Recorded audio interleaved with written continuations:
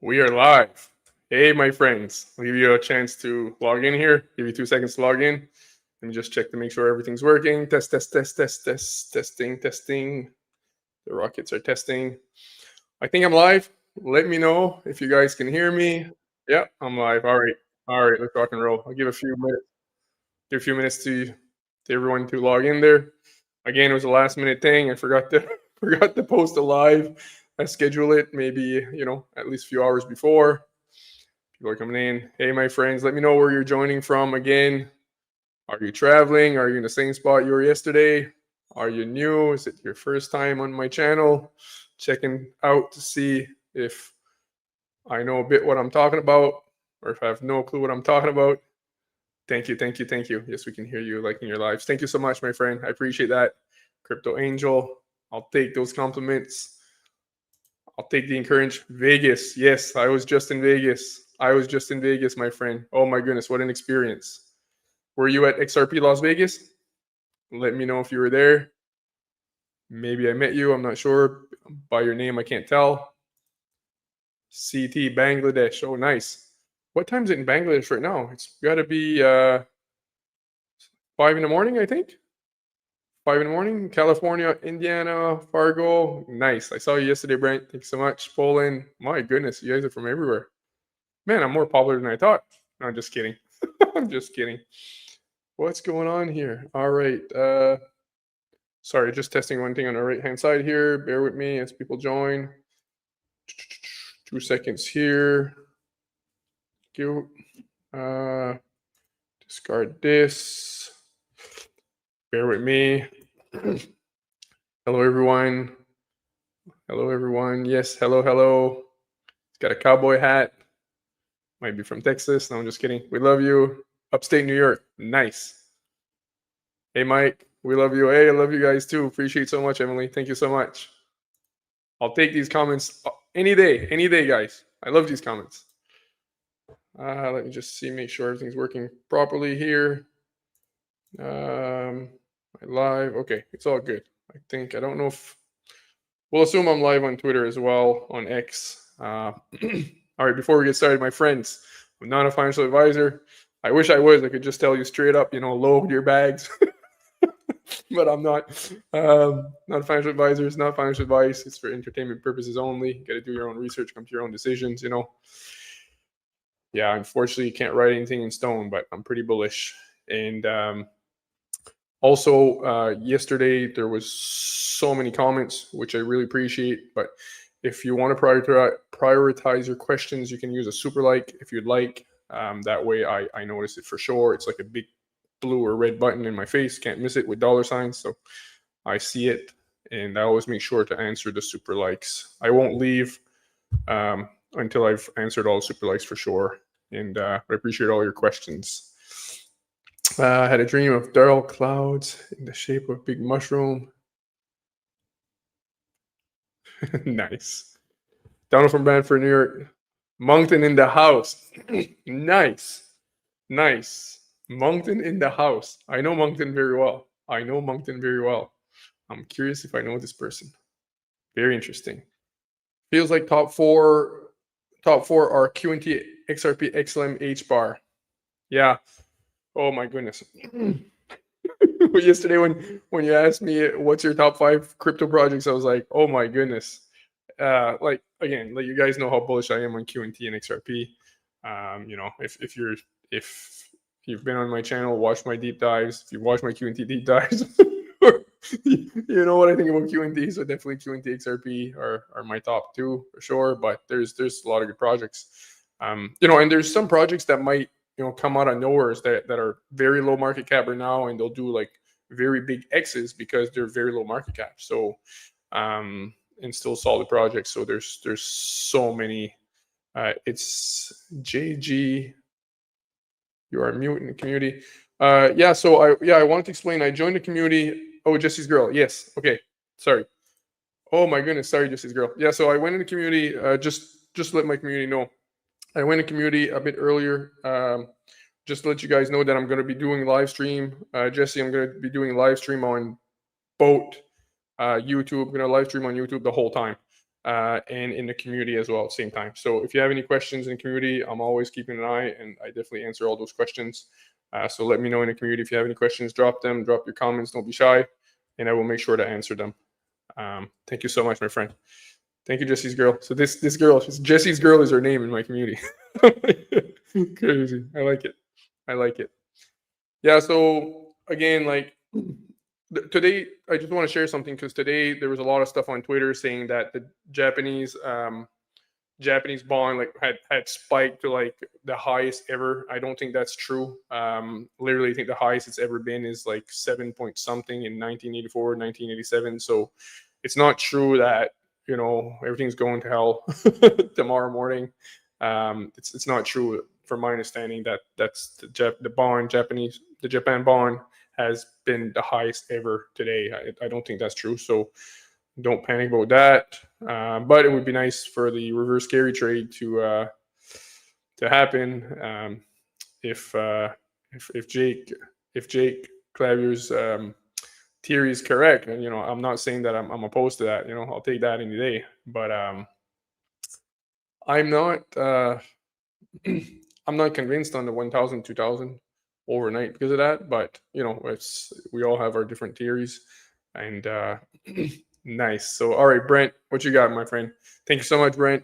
I watched XRP Ledger 4 hours today. Exchanges selling back and forth. They are pushing price down for institutions to stack. Lane, thanks for our work. Thank you so much, Brent. I really appreciate it. Thank you for the super chat. Yeah, like that's what I've been saying. Like, there's got to be manipulation in the price of XRP, and I explained this yesterday, right? Like 8 years ago, XRP goes to almost over $3 with almost no institutional adoption at the time. That, from what we know, they had RippleNet, and they might have had 100, 200 banks connected to it at a time. And now 8 years later, we're at like $1.30, $1.40. My goodness, it's there's got to be manipulation. Right, I've proven in my deep dives that literally Swift is absolutely going to use the XRP ledger. This has been planned for years. That's why they created the ISO 20022 in 2004.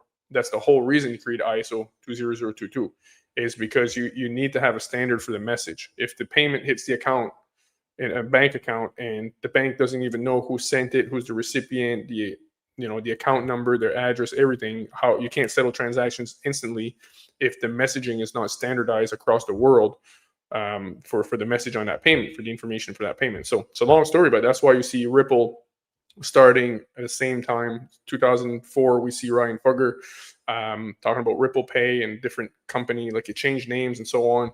So you had Ripple, ISO 20022, and the Interledger Protocol all being created literally the same year.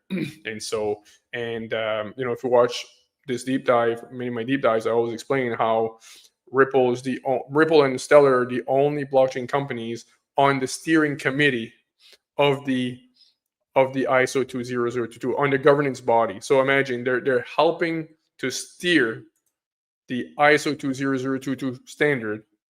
They're on the governance body, and this is a SWIFT standard, which is all about helping with cross-border payments. So anyways, I've done 3 deep dives on this, 4 maybe on Swift. So we've got Swift, we've got, R3 have proven clearly that R3 uses XRP for settlement via the Corda settler. That's why they got originally the 5 billion XRP, which were literally, they settled for 1 billion in the end. So you really want to check out my deep dives on that. R3 Corda, 90% of the banks are connected to Corda. Actually, 5 years ago, Corda made a statement, R3 made a statement that literally 90% of the banks were connected to them, and they're using XRP for settlement, 100%. Okay, so there is no and, if, or buts. The XDC is different. So yes, Corda, there's a big relationship between R3 and Corda and XDC, but it's not for, XDC is not primarily for cross-border settlement and liquidity. It's not the same thing. And let me show you my deep dives. I think all of them are on YouTube. They're all scattered everywhere. So you can find those deep dives on XDC. You can find the majority of them on R3 as well. There's like part 1, part 2, part 3. I think they're all on YouTube, those ones. And then let me just show you in my community where they are in my community. If you happen to join my community or want to try it out, let me just show you where they are, because in my community, they're all organized. So 100% proof Swift is using XRP, 100% proof R3, which 90% of the banks are connected to R3. are literally going to use XRP. R3 uses XRP for settlement. It's 90% of the banks.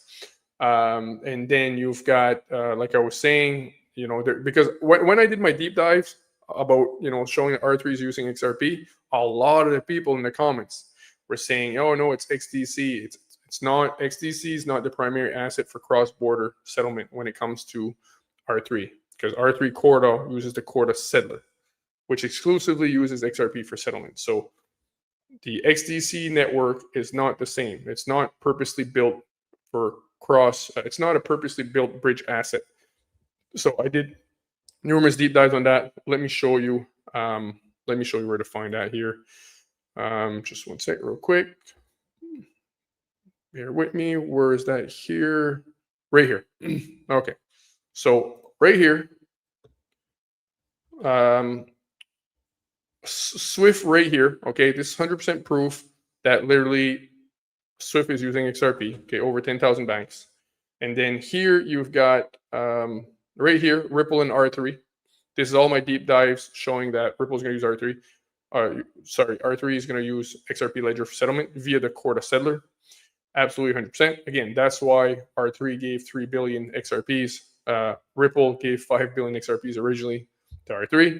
Right here is where I clear the confusion once and for all on the XRP versus XTC. What are their role in regards to the R3 Corda network? This is very clear. 2 deep dives. You definitely want to watch that. Again, these deep dives are on my YouTube channel as well. They're just not all organized perfectly like they are in the community. Right here, I prove that DTCC absolutely is going to use XRP for cross-border payments. They will use other networks for tokenization. But when it comes to cross-border, cross-asset liquidity, it's XRP, my friend, because XRP is the internet of value. And then, of course, so again, I'm just showing you why the price is in my opinion, the price is absolutely manipulated beyond comprehension. So, it's like there's no way. And this has been going on. All these connections have been going on now for the past 4, 5, 6, 7 years. Here are my 15 deep dives on all the projects, a lot of the projects at BIS Innovation Hub. The BIS is the central banks for all central banks. And literally, you've got Project Agora, Project Jura, you've got Enbridge, it became BRICSbridge. You've got Project Agora. Actually, let me go in here and I'll tell you all the names of the projects where I've proved that all of these projects are the XRP ledger. Every single one of them is the XRP ledger. I clearly prove that. And some of these projects, like Project Agora, for example, Project Agora is 7 central banks, major central banks. I think it's 7 major central banks, and it was just Project Agora. And then Project Enbridge is 5 central banks, and that became BRICSbridge. But you've got Project Keystone, Project Agora, Dunbar, Mariana, Mandela, Icebreaker, Jura, Nexus, Enbridge, Part 1, Part 2, BRICSbridge, which technically, like I said, was Enbridge, involving multiple countries, right? The BRICS nations. And then we had a bunch of other deep dives I've done. So, you mean to tell me this is all happening? They're all connecting the past 5, 6, 7 years, and XRP is still sitting at the same price? Like, that's ridiculous. That's, to me, doesn't make sense at all. But yeah, I'll put a banner here. So that's the Apex Crypto community if you want to check it out. Basically, all the deep dives are all organized, and then we have live streams and everything else as well. And we have community chats, and we share documents and a bunch of stuff anyways. But there's no way that the price can literally be the same for the past 8 years. It has to be manipulated. It has to be suppressed somehow. Anyways, I'm going on a little rant there because it's unbelievable. Like, it's unbelievable. Let me see here. Sorry, questions, comments, just one sec. Questions are coming in here. I do apologize. Sorry, just one sec. So yeah, I went on a little rant. Yeah,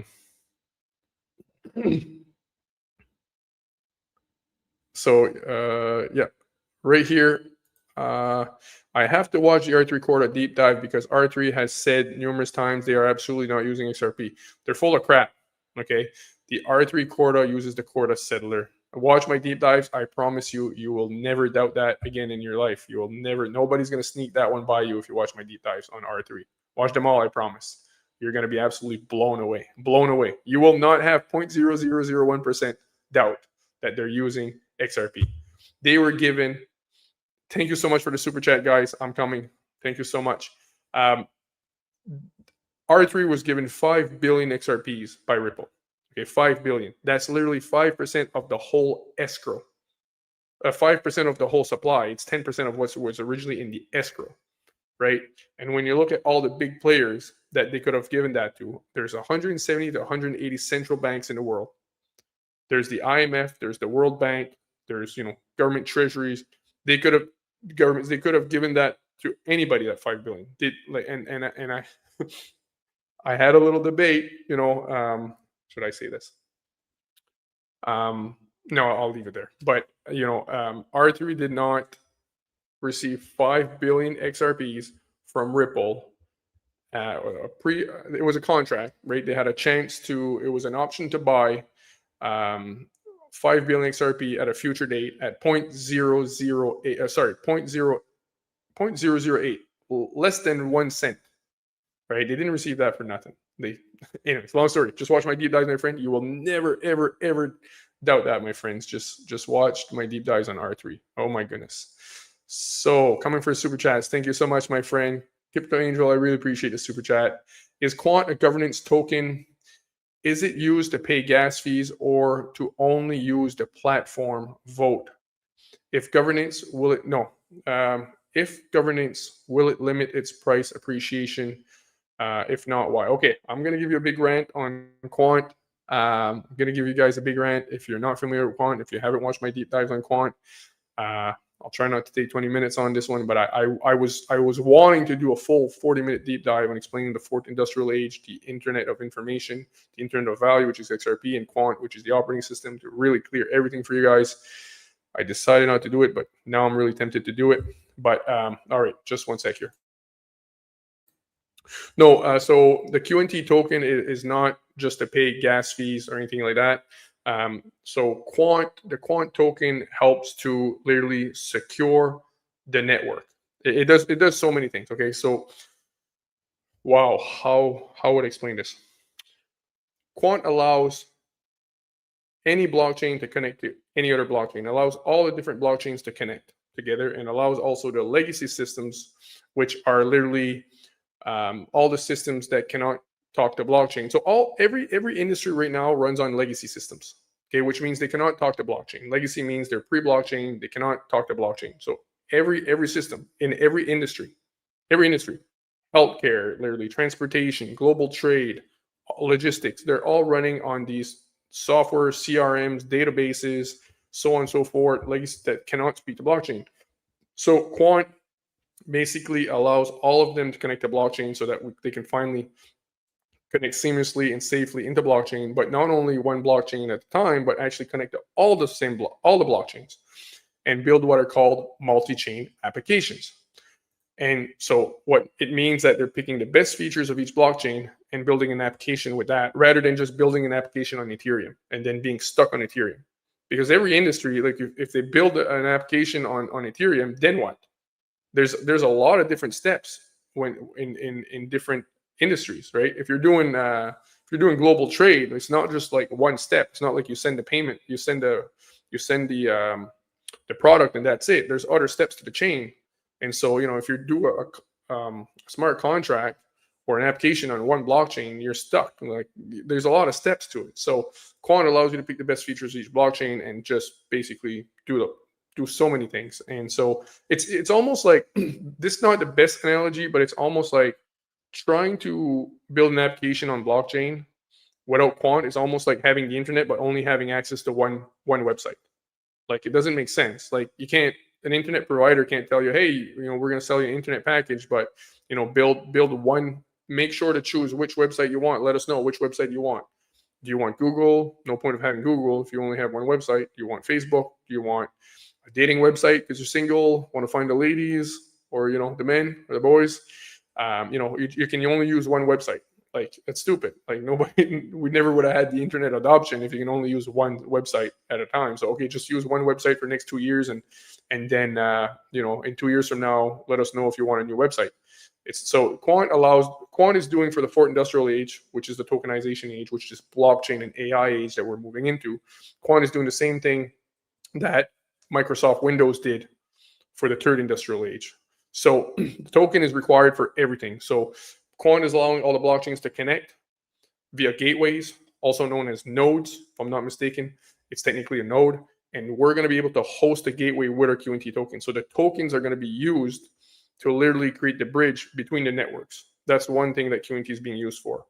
The other thing QNT is being used for is, I don't think you would call it necessarily a gas fee, but it's to validate transactions. So Quant you have to use institution, commercial banks, central banks, anybody that want to do a transaction, whether it's value or data moving through Quant, you have to use QNT. They have to pay QNT tokens to validate the transaction.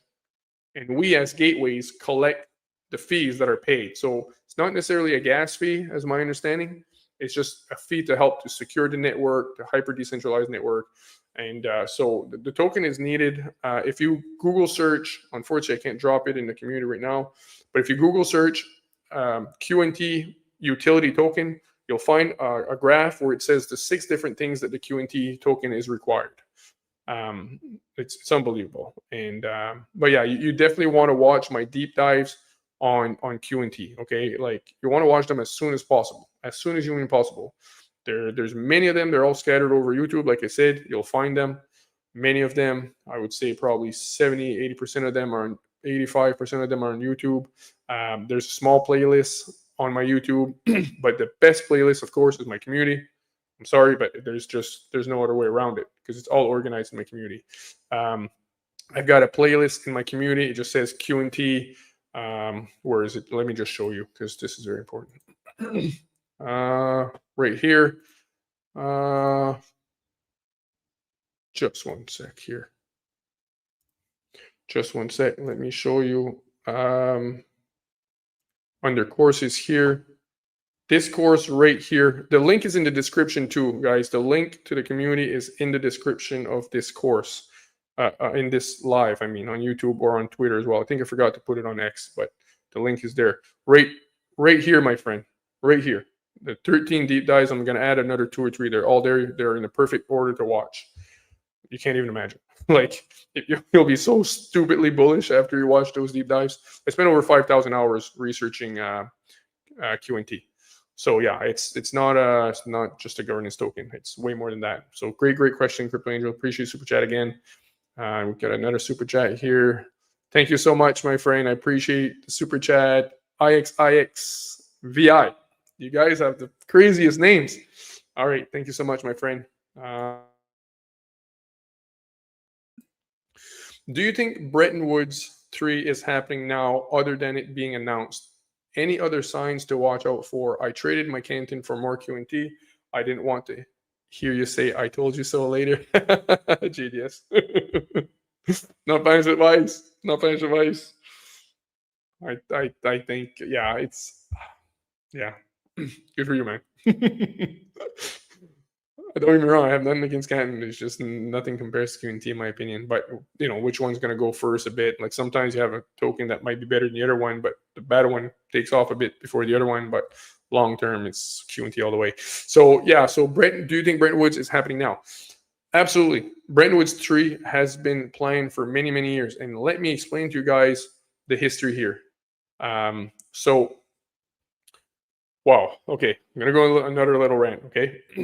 1945, after World War II, the Bretton Woods Agreement is created. The IMF and the World Bank are created on the same day. Technically, the Bretton Woods Agreement was done. They were looking, all the nations came together and they were trying to decide, how do we fix this new world order for the financial system and so on. And I think because the US was the strongest economy at the time, they decided to go with the US dollar as global reserve currency. But there was 2 options on the table. I'm actually going to give you a deep dive without the documents, okay? Quick deep dives without document. I was kind of the one correct. I think I was the only one correct quote on this one. So listen carefully, my friends. So they were looking at 2 options at a time. So either the US dollar is global reserve currency, back it by gold, or have a neutral currency like the Bancor that an institution like the IMF would manage, because the IMF is literally not tied to a specific nation. It's a supra national organization. So it's literally, again, it's not tied to any nation. So Bancor, which would have been a neutral currency, not tied to any nation, or the US dollar. They went with the US dollar as global reserve currency at the time. There was an economist, his last name was Triffins. I think his first name might have been Robert, but I'm not sure. Last name was Triffins. And he said that this is not going to work long term. You can't have the US dollar serve as a global reserve currency because the US will have to run trade deficits. Not only because it's the US, any country cannot serve as a global reserve currency because they'll have to run trade deficits. They'll have to put out more dollar than what they do in trade. So they're going to have to run trade deficits. And he warned about that, but they still went with the US dollar. So they just put the Bancor on the side. Okay, so they didn't go with the Bancor, which again would have been the IMF coin. Okay, remember that. This is very important. Now in 1968, they create the SDR, Special Drawing Rights of the IMF, which is technically the Bancor. It's the Bancor vision. Literally, they're technically doing that now. In 1968, they're creating the SDR, Special Drawing Rights of the IMF, which was technically the same thing that they had proposed in the Bancor in 1945, which is, again, the day the IMF was created. Now, 1968, they create that. In 1971, President Nixon decides that the US dollar is no longer going to be backed by gold. And so we went on floating exchange rates. I think it was floating exchange rate system instead of using US dollar backed by gold and everything being pegged to the US dollar, so on. So 1971 takes us off the US, the gold standard. Technically, that's technically considered the Bretton Woods 2, although it was not called the Bretton Woods 2 at the time. And so the SDR is created in 1968, but I think by 1975, 1980, I think they start realizing that the special drawing rights of the IMF is not working. It was supposed to be a supplementary reserve asset to the US dollar to help with liquidity, global trade, and maybe FX. But it was supposed to be a supplementary reserve asset. It was supposed to help the US dollar, I think, to relieve the pressure of the Triffins dilemma. So when they created the special drawing rights, they only gave, and this is where I cracked the code. Okay. And again, I'm just an average guy, by the grace of this mighty being here, that I figured it out. Okay. I'm just an average guy that's crazy enough to do so much research that I cracked the code on this. So the special drawing rights failed because they only gave it to central banks at the time. They didn't give it to commercial banks and fintechs and corporations and companies and individuals to help build many use cases for it so that it would have the liquidity that it requires to serve as a global reserve currency and to help the US dollar, to help as a supplementary reserve asset to relieve the pressures on the US dollar. So it failed. And so, oh man, I'm technically doing a deep dive here.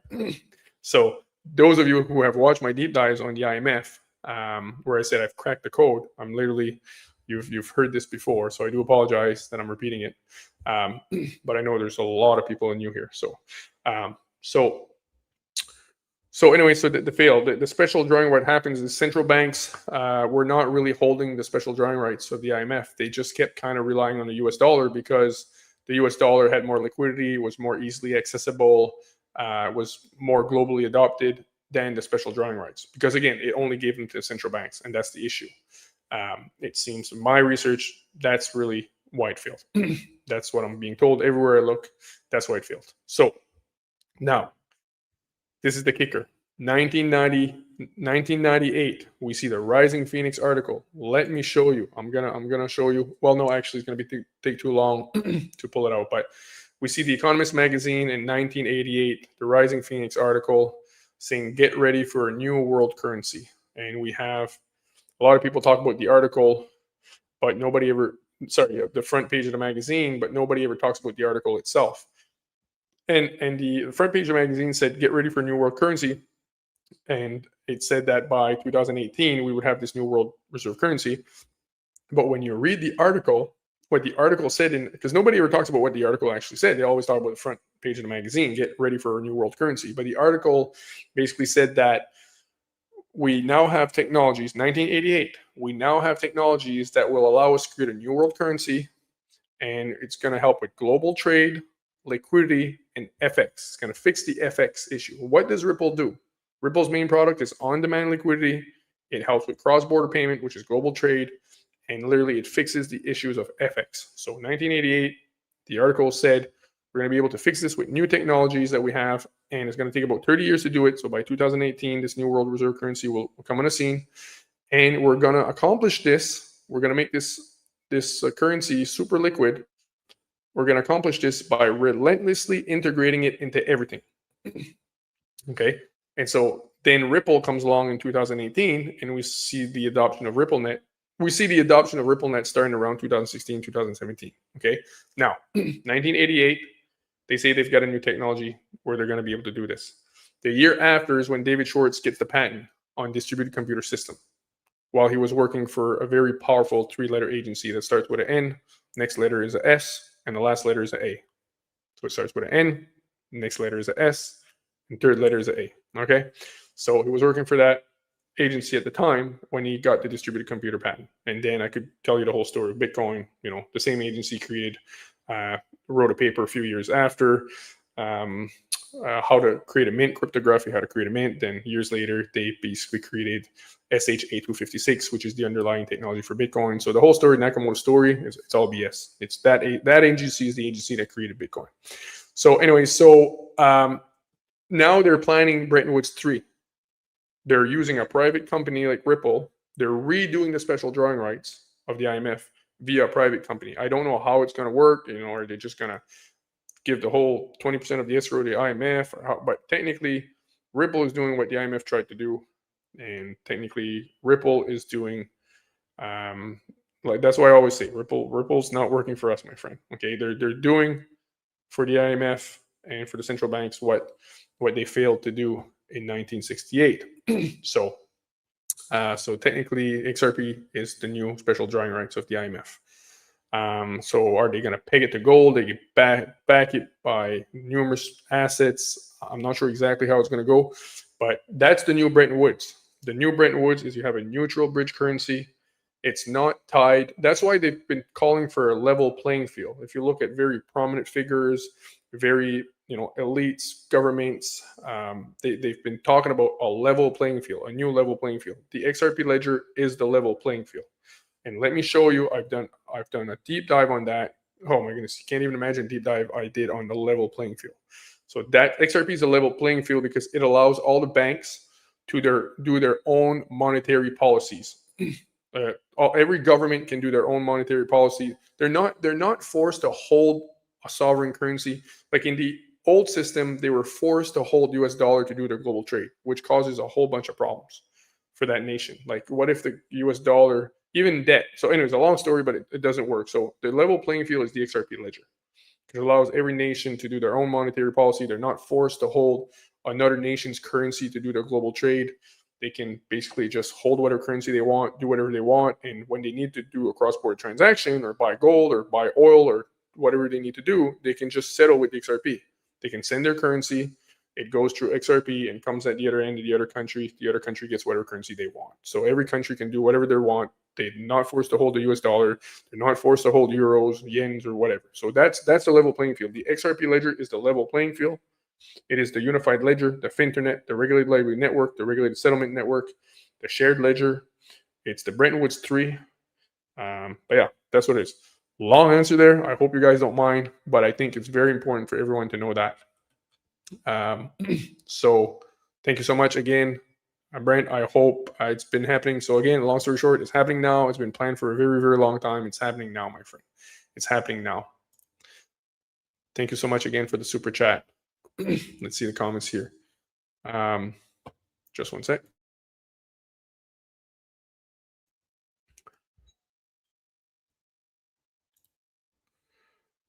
Just tagged you on X, important post. All right, thank you, my friend. I'll check it out. Thank you very much, Elon Musk. Elon Muff. Nice. Just tagged you on X, important post. All right, just one sec here. Just one sec. Nice. So casino coin. Yeah, I remember years ago the casino coin was pretty popular. Maybe it's still popular right now. But I haven't looked in casino coin in a very, very long time. Very long time. Yeah, like what, 7, 8 years, I think it's existed, casino coin, if I'm not mistaken. If it's the same one. No financial advice. Nice. Well, I mean, if they're billing on the XRP ledger, that's the start. Um, yes, thank you for the super chat, Elon Musk. I'll check that out. Right here, bro. Question: how 14 million QNT will be spent if few banks or institutions are willing to use for Quant software? They don't have a choice. The banks and the corporations and everybody that wants to use Overledger is going to have to. They're going to pay Quant a licensing fee, and Quant's automatically going to take that fiat payment and they're going to convert it to QNT, buy it on the exchanges, and lock it up for a year for the duration of the license. So they're not corporations are not necessarily going to buy QNT or to pay their fees or anything. They're literally just going to pay Quant for the licensing fee. But they will have to pay transaction fees to validate the transaction. They're going to be paid in QNT as well. So great question. So you can't. Oh my goodness, I really encourage you to find my deep dives on the sandboxes, the QNT sandboxes. Oh my goodness, it's one of the. Let me see if I can find it right now. Actually, even just on YouTube, let me find real quick. You guys have to watch these deep dives.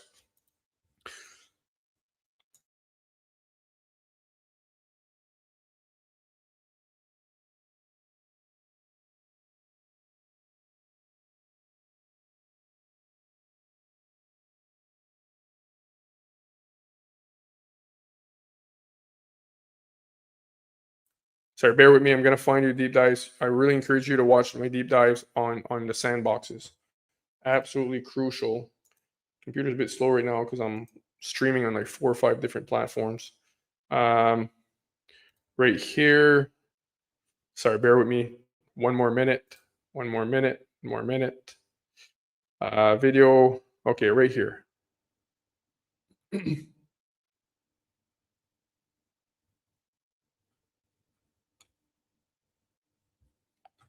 Where is that? Oh my goodness, sorry. It's going to be harder to find because I did a lot of deep dives after. Share screen. I wish this was faster. Share screen. Share screen.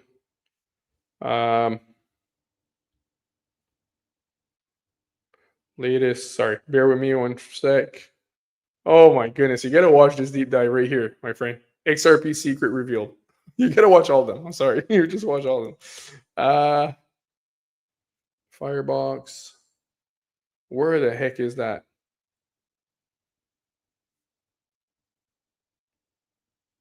My goodness.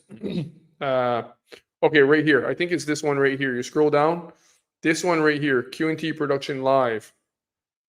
Massive banks and central banks demand incoming. Sandbox is free now. Okay, yeah. So this one here, my friends.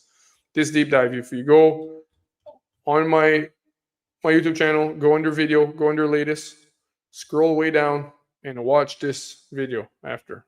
Right here. Watch this one. Okay, QNT production live. Banks, CBDCs paying millions of fees and so on. Okay, you definitely want to watch. You want to watch that. Oh my goodness, my friend. All right, let's just take this off here. Oh, the heck do I stop sharing? Sorry. There you go. There you go. Let me go back to comments. Sorry, multitasking.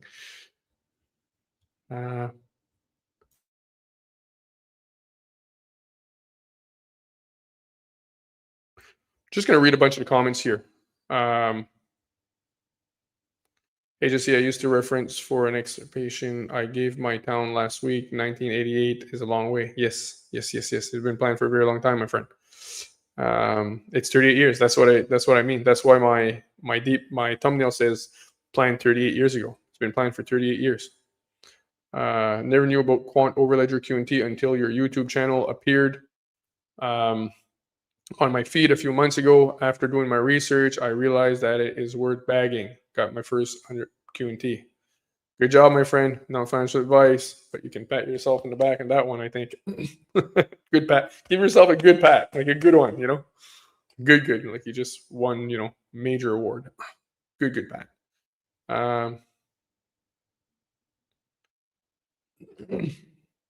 All right, so Elon Musk is saying you may want to address what I sent you live.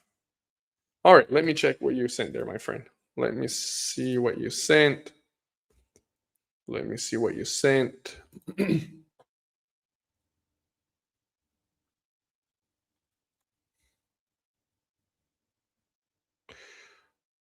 Yeah, I'll have to look into that. I'll probably do a deep dive. Let me just show what he's referring to.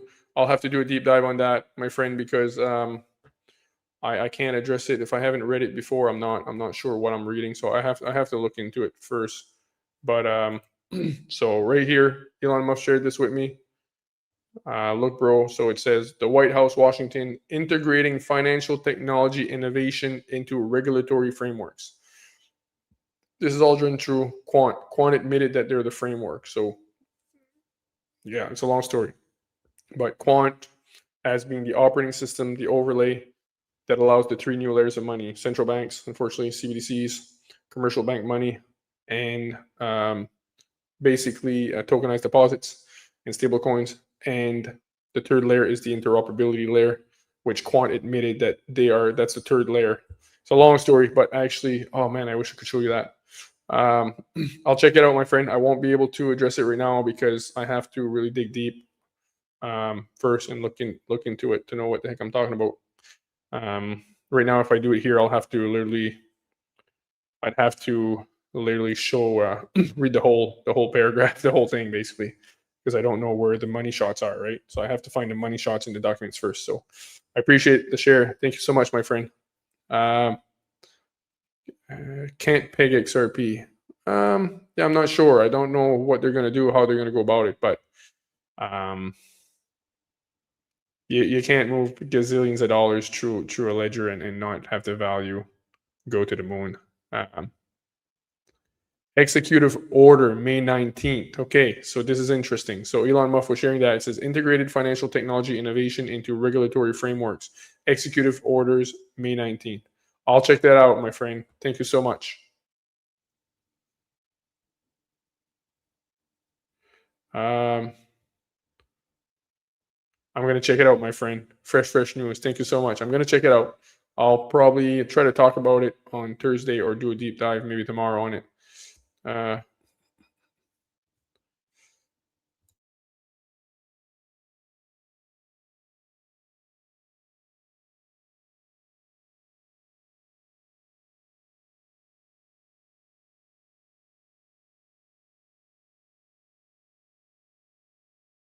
Oh, sorry, I was muted. Going to buy Q&T 3 a week. That's probably a very good idea. Not financial advice.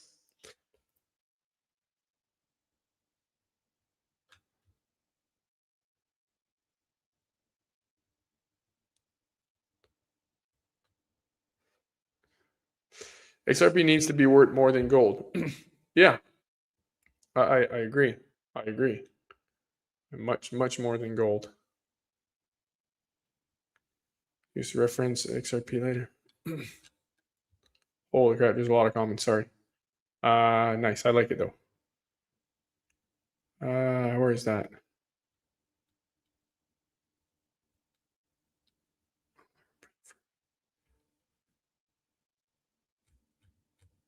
Nice. Sorry, I'm just going through all the comments here. Good evening. Can't pick XRP. I was just tagged. Fresh news. Jesse, do you only invest in ISO? No. I don't think that. I really don't think only ISO tokens are gonna be successful. There's an ISO. I think King Solomon does a great job at showing how literally they're creating an ISO reference number for literally many different tokens. If I'm not mistaken. So no, I don't only invest in ISO 2022, and I'm not convinced that like just because you're ISO 20022, you're actually gonna be like crazy successful and the project's gonna do like all these X's and just because you're ISO 20022. Yeah, it's a very good start, and when you look at the ISO tokens, the majority of them are a pretty solid project. But I don't think just because you're ISO 20022, you're absolutely going to the moon and it's guaranteeing success. Let me know your thoughts about that, guys. You think just because Do you think because you're ISO 20022 that guarantees success? Uh,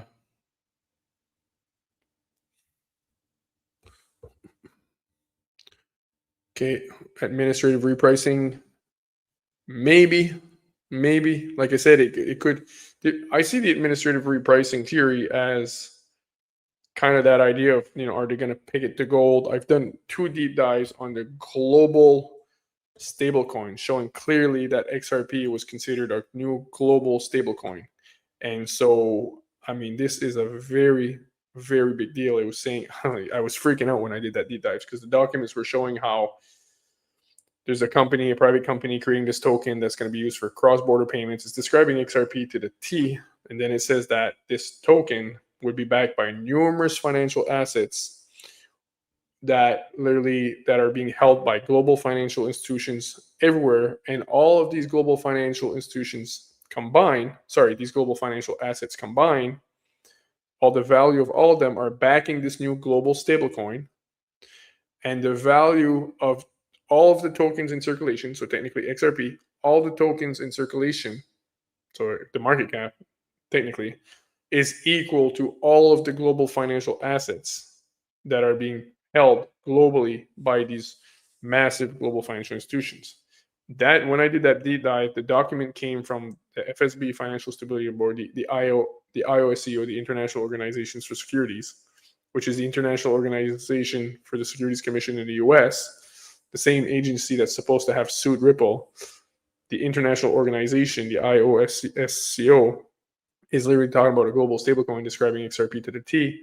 So technically, I see XRP as being a form of a global stablecoin, and technically special drawing rights, IMF at the same time. So administrative repricing could be, again, like if you decide we're going to peg it to these financial assets or back it by these financial assets to give it a high price floor, that could be technically a form of administrative repricing. In my, whatever how they do it, I'm not sure if that's the way they go. So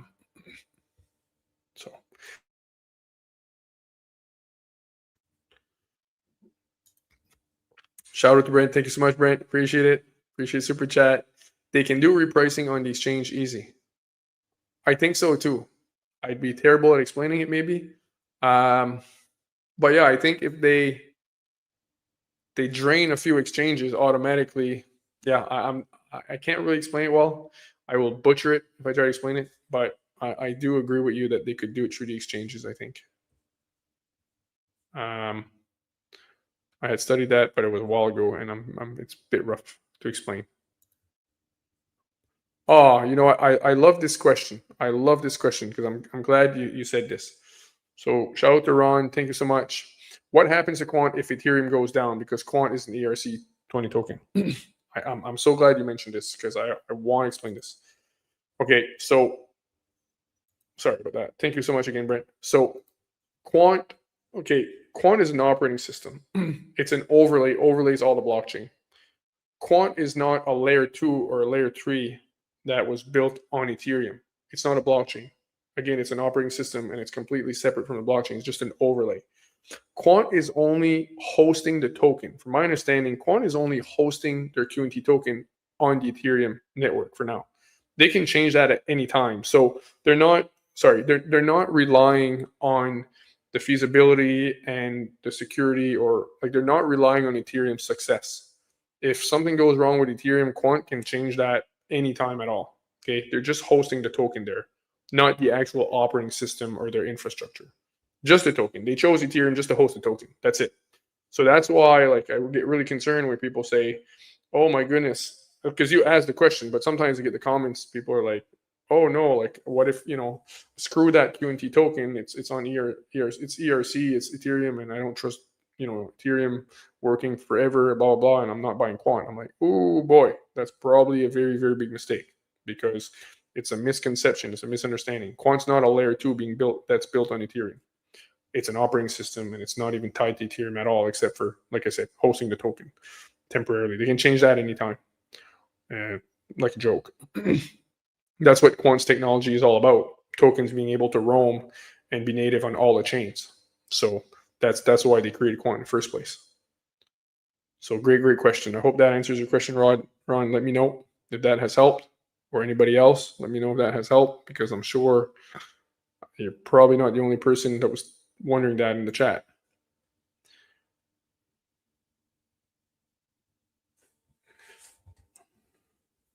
Just one sec.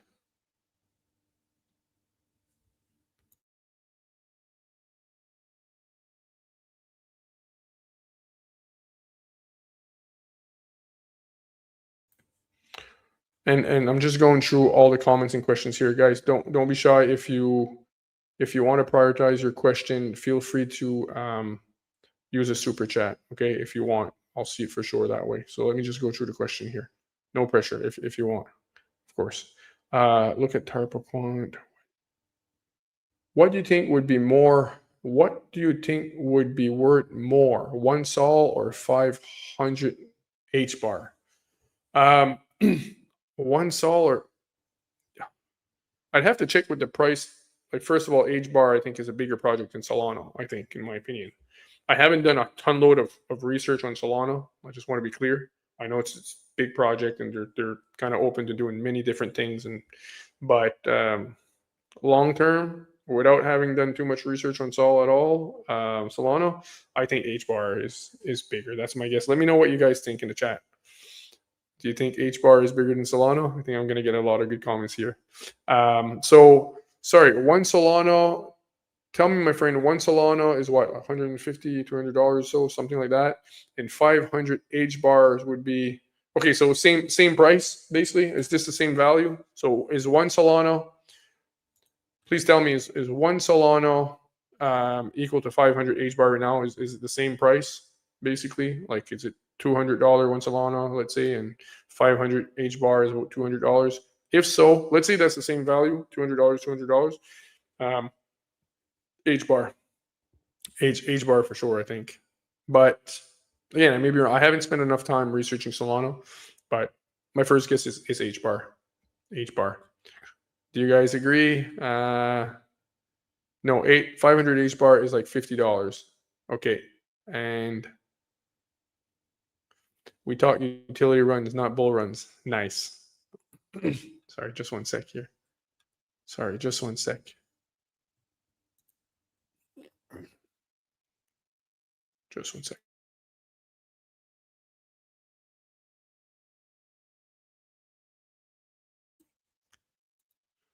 Thank you so much for the super chat, my friend. All right.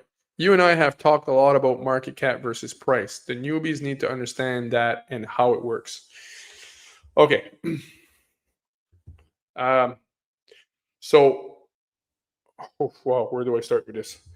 So, when you look at a token, you have to look at the market cap. For now, I know market cap works. I know some people say you shouldn't look at market cap at all. Market caps, we shouldn't price cryptocurrencies in market cap because it's not a stock. And I understand, but for now, that's how we're pricing it. It's basically, you look at how many tokens there's in circulation times the price of each token, and that technically gives you the price of the asset overall.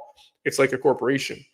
When you look at the price, the market cap of a corporation, you're trying to see, like, is this a big cap or is this a micro cap? Because a micro cap, if you invest in a micro cap or a small cap corporation, that they're still under the radar, they're doing very, very big things, but they're under the radar.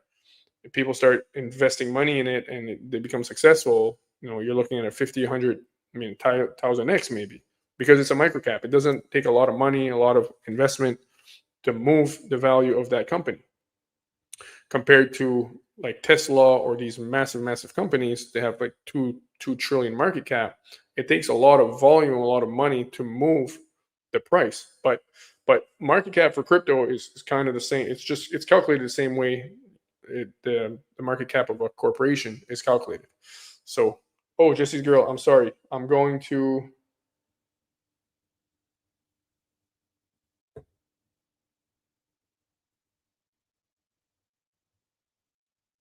okay, thank you so much. Sorry about that. Quant seems bigger than Europe. Okay, I'm coming to your mic. Sorry. So sometimes people look at, I'll use QNT and XRP for example. Okay, you look at QNT, you think QNT is more expensive than XRP, but the only reason it looks more expensive is because it has 7,000 times more supply, less supply. QNT has less supply. XRP has a total of 100 billion in supply, and QNT only has 14 million. That's a difference of approximately 7,000 times. So XRP has 7,000 times more supply than QNT. That's why XRP seems to be cheaper, but the market cap of XRP is 80 times bigger than QNT. That means, in layman terms, for XRP to double in price, XRP has to increase by 80 to 100 billion market cap. If QNT increases by 80 to 100 billion market cap, QNT actually does 80 to 100x. So QNT, let's say around numbers, it's 80 billion. It's 1 billion market cap QNT. If QNT goes to 100 billion market cap, it multiplied 100 times. If XRP increases by 100 billion market cap, the price of XRP only doubled. You only doubled your money. So when you have a lower market cap, it doesn't take as much volume, as much utility to push the price up because it's still small. And that's the same as a micro cap or a small cap in a corporation. If this company, for example, came along and there was a new company just 2 or 3 years old, and somehow this guy was a genius like Elon Musk and started competing with Elon Musk. If you were to buy a company right now that's kind of new, with a 1 billion market cap, and literally, thanks again for the super chat, my friend, I appreciate it.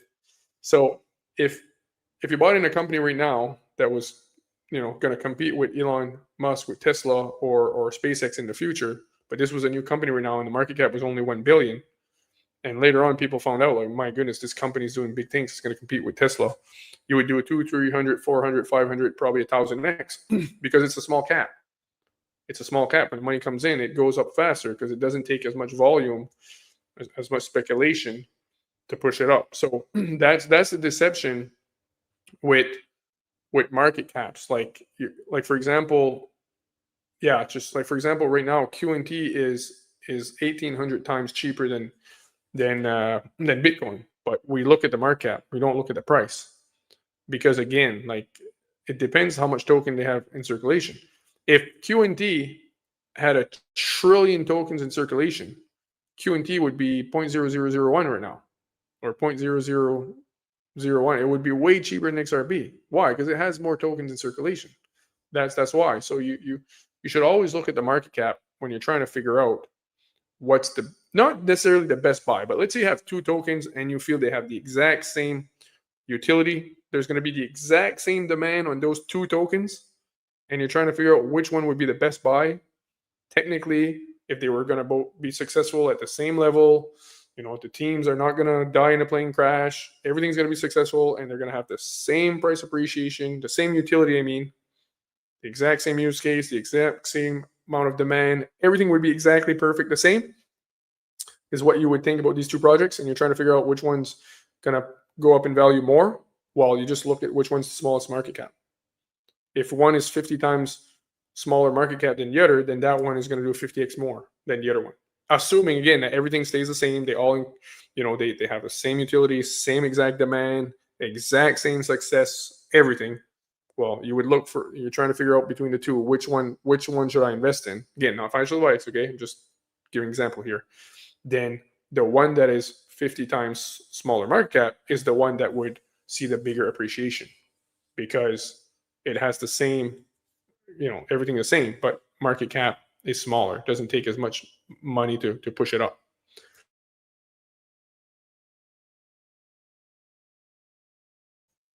Let me just drink some water here a bit.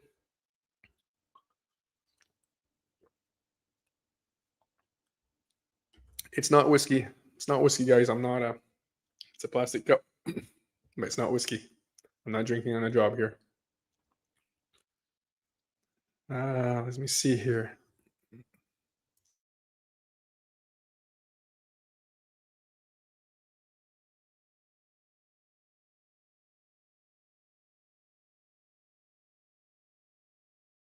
Now I want to add something though. Sorry. Let add something. Sorry, let me answer Mike's question here. So Mike, Mike says Quant seems bigger in Europe than the US. Why? So yeah, Mike, I think it's just because Quant's headquartered in London, and I would encourage everyone to research the city of London, not the actual city, but the corporation, which is actually named the City of London. You can go down a deep rabbit hole there. Okay, it seems that the whole financial world is literally controlled out of the City of London, possibly through the Knights of Malta. It's a long story, but you want to check the corporation that is goes by the name of the City of London, the corporation, not the city. So the heart of the financial system, my understanding to a certain degree, is actually London. And so I think that's where the BIS is headquartered as well. If I'm no, they're not. No, they're not in London. I'm not sure actually, um, but no, Gilbert Verdian is literally he's right there in London. You know, you've got it's a big financial sector. The heart of the financial world, I think, is mostly in London, and it's just their announcements. I guess they you see them working with the UK a lot. He was the head of the cybersecurity for the UK Treasury. He was responsible for protecting the pound. So he's headquartered there. So I think it's normal we would see more announcements from there. But yeah, I think that's the only reason. It's not. Quant's going to be adopted everywhere, my friend. Don't worry, Mike. Quant's being adopted everywhere. And Gilbert Verdin, CEO of Quant, helped also to. I think he helped to create the Faster Payment Task Force and many things related to the Federal Reserve, the Faster Payment Task Force. So Gilbert Verdin did work on that. It's either the Faster Payment Task Force or the Faster Payment Systems in the U.S. Yeah. So Gilbert Verdin's all over that. So great question, Mike. You're right that we're seeing more Quant, more public announcement coming from the UK for Quant, though. That's a great question. And Jesse, yeah, I saw that. Thank you so much. I don't know what the heck did that. Um, just one sec. And just to finish on market cap, and I want to be clear here because sometimes I said, hey, don't look at the market cap. Then I say you should look at the market cap. Like, what is he talking about? Sometimes when they're saying XRP to the moon, you shouldn't look at the market cap. But then just he's saying, well, you have to look at the market cap. Like, make up your mind, buddy. You know, come on, Apex. Like, make up your darn mind, right? When I say you, when I say sometimes things like you can't look at the market cap when it comes to XRP, I say it in the context when I'm explaining that sometimes people say, well, XRP going to $500, the market cap would be too high. Is very often the argument. XRP at $500 or XRP at $1,000, you know, that's crazy because the market cap would be like, let's say $1,000. Market cap would be, let's say, sorry, $3, $1,000, seven. Let me use a round number here. $1,400, $1,400, 1,000. So you know, market cap is 100 trillion. Okay, so some people say like it's impossible. XRP that would put XRP at 100 trillion or 1,000 trillion. That's when I say you can't use the market cap argument when you're looking at the XRP ledger because this is not a company. So when I say don't look at market cap, sorry, how the heck do I explain that?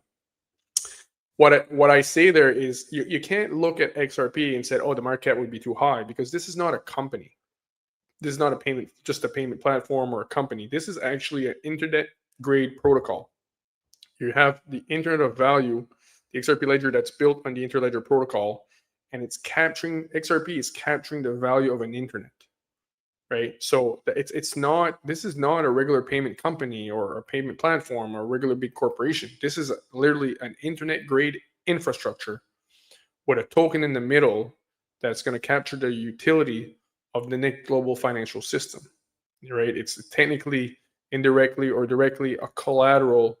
Everything's being collateralized indirectly, one way or another, on the XRP ledger. And this is the big confusion too. Like when people say everything's being tokenized on the XRP ledger, not everything is necessarily being tokenized on the XRP ledger.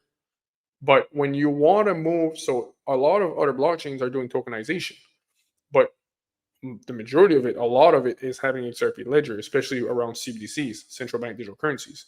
But so there is tokenization on our blockchains, but when you want to go from one type of asset to another type of asset, so let's say you have something that's tokenized on Canton and you have something else that's tokenized on another network, and you know you want to send this tokenized real estate and you want to sell tokenized real estate to somebody else, and you want to buy, I don't know, tokenized bond or a debt or something. Well, you're going through the XRP ledger. You're going from tokenized real estate to XRP to the tokenized bond or tokenized debt or whatever asset you wanted to swap it for with the buyer, the seller, or whatever. But you're going from tokenized asset to XRP ledger to the other tokenized asset. So that's because when they say everything's being tokenized on the XRP ledger, I don't think that's correct. That's not the right way to word it. Is everything would flow through the XRP ledger and XLM, but XLM is more for small medium enterprises and peer-to-peer transactions. That's their main focus. So, but it's only XLM, Stellar, and XRP ledger that are purposely built bridge assets to go from one type of asset to another using them as a bridge. So tokenized assets to XRP ledger to XRP token to whatever other tokenized asset. Can be stocks, derivatives, can be air reward points, or McDonald points, whatever. Any type of asset to any type of asset, because everything's being tokenized. Just one sec. So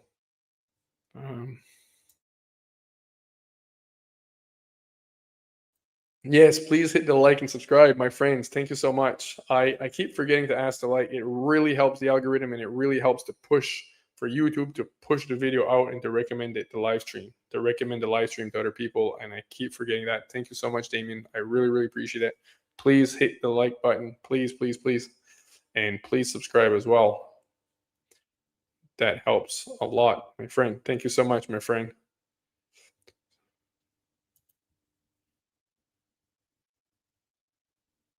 Oh my goodness, just one sec here.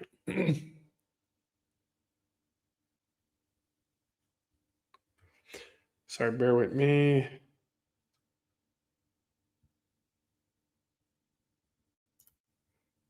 Just one sec. All right, so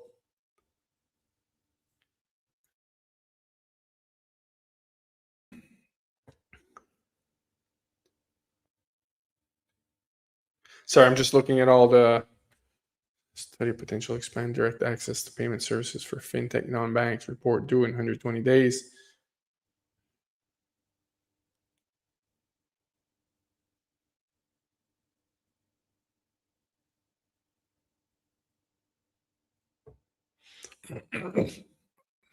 Yeah, good. Let me show what Elon Musk explained here.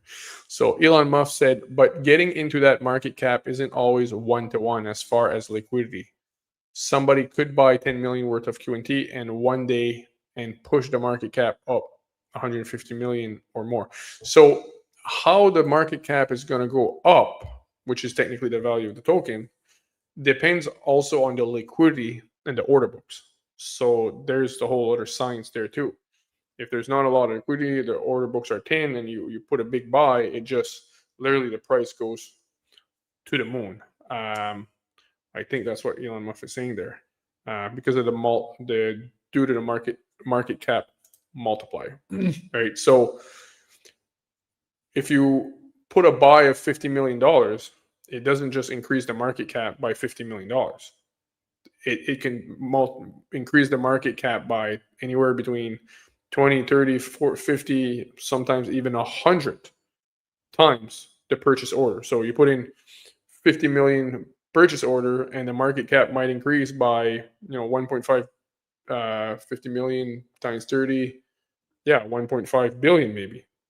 And we saw it's called the multiplier effect, market cap multiplier. I'm trying to think of the influencer that did a lot of great deep dives on that. I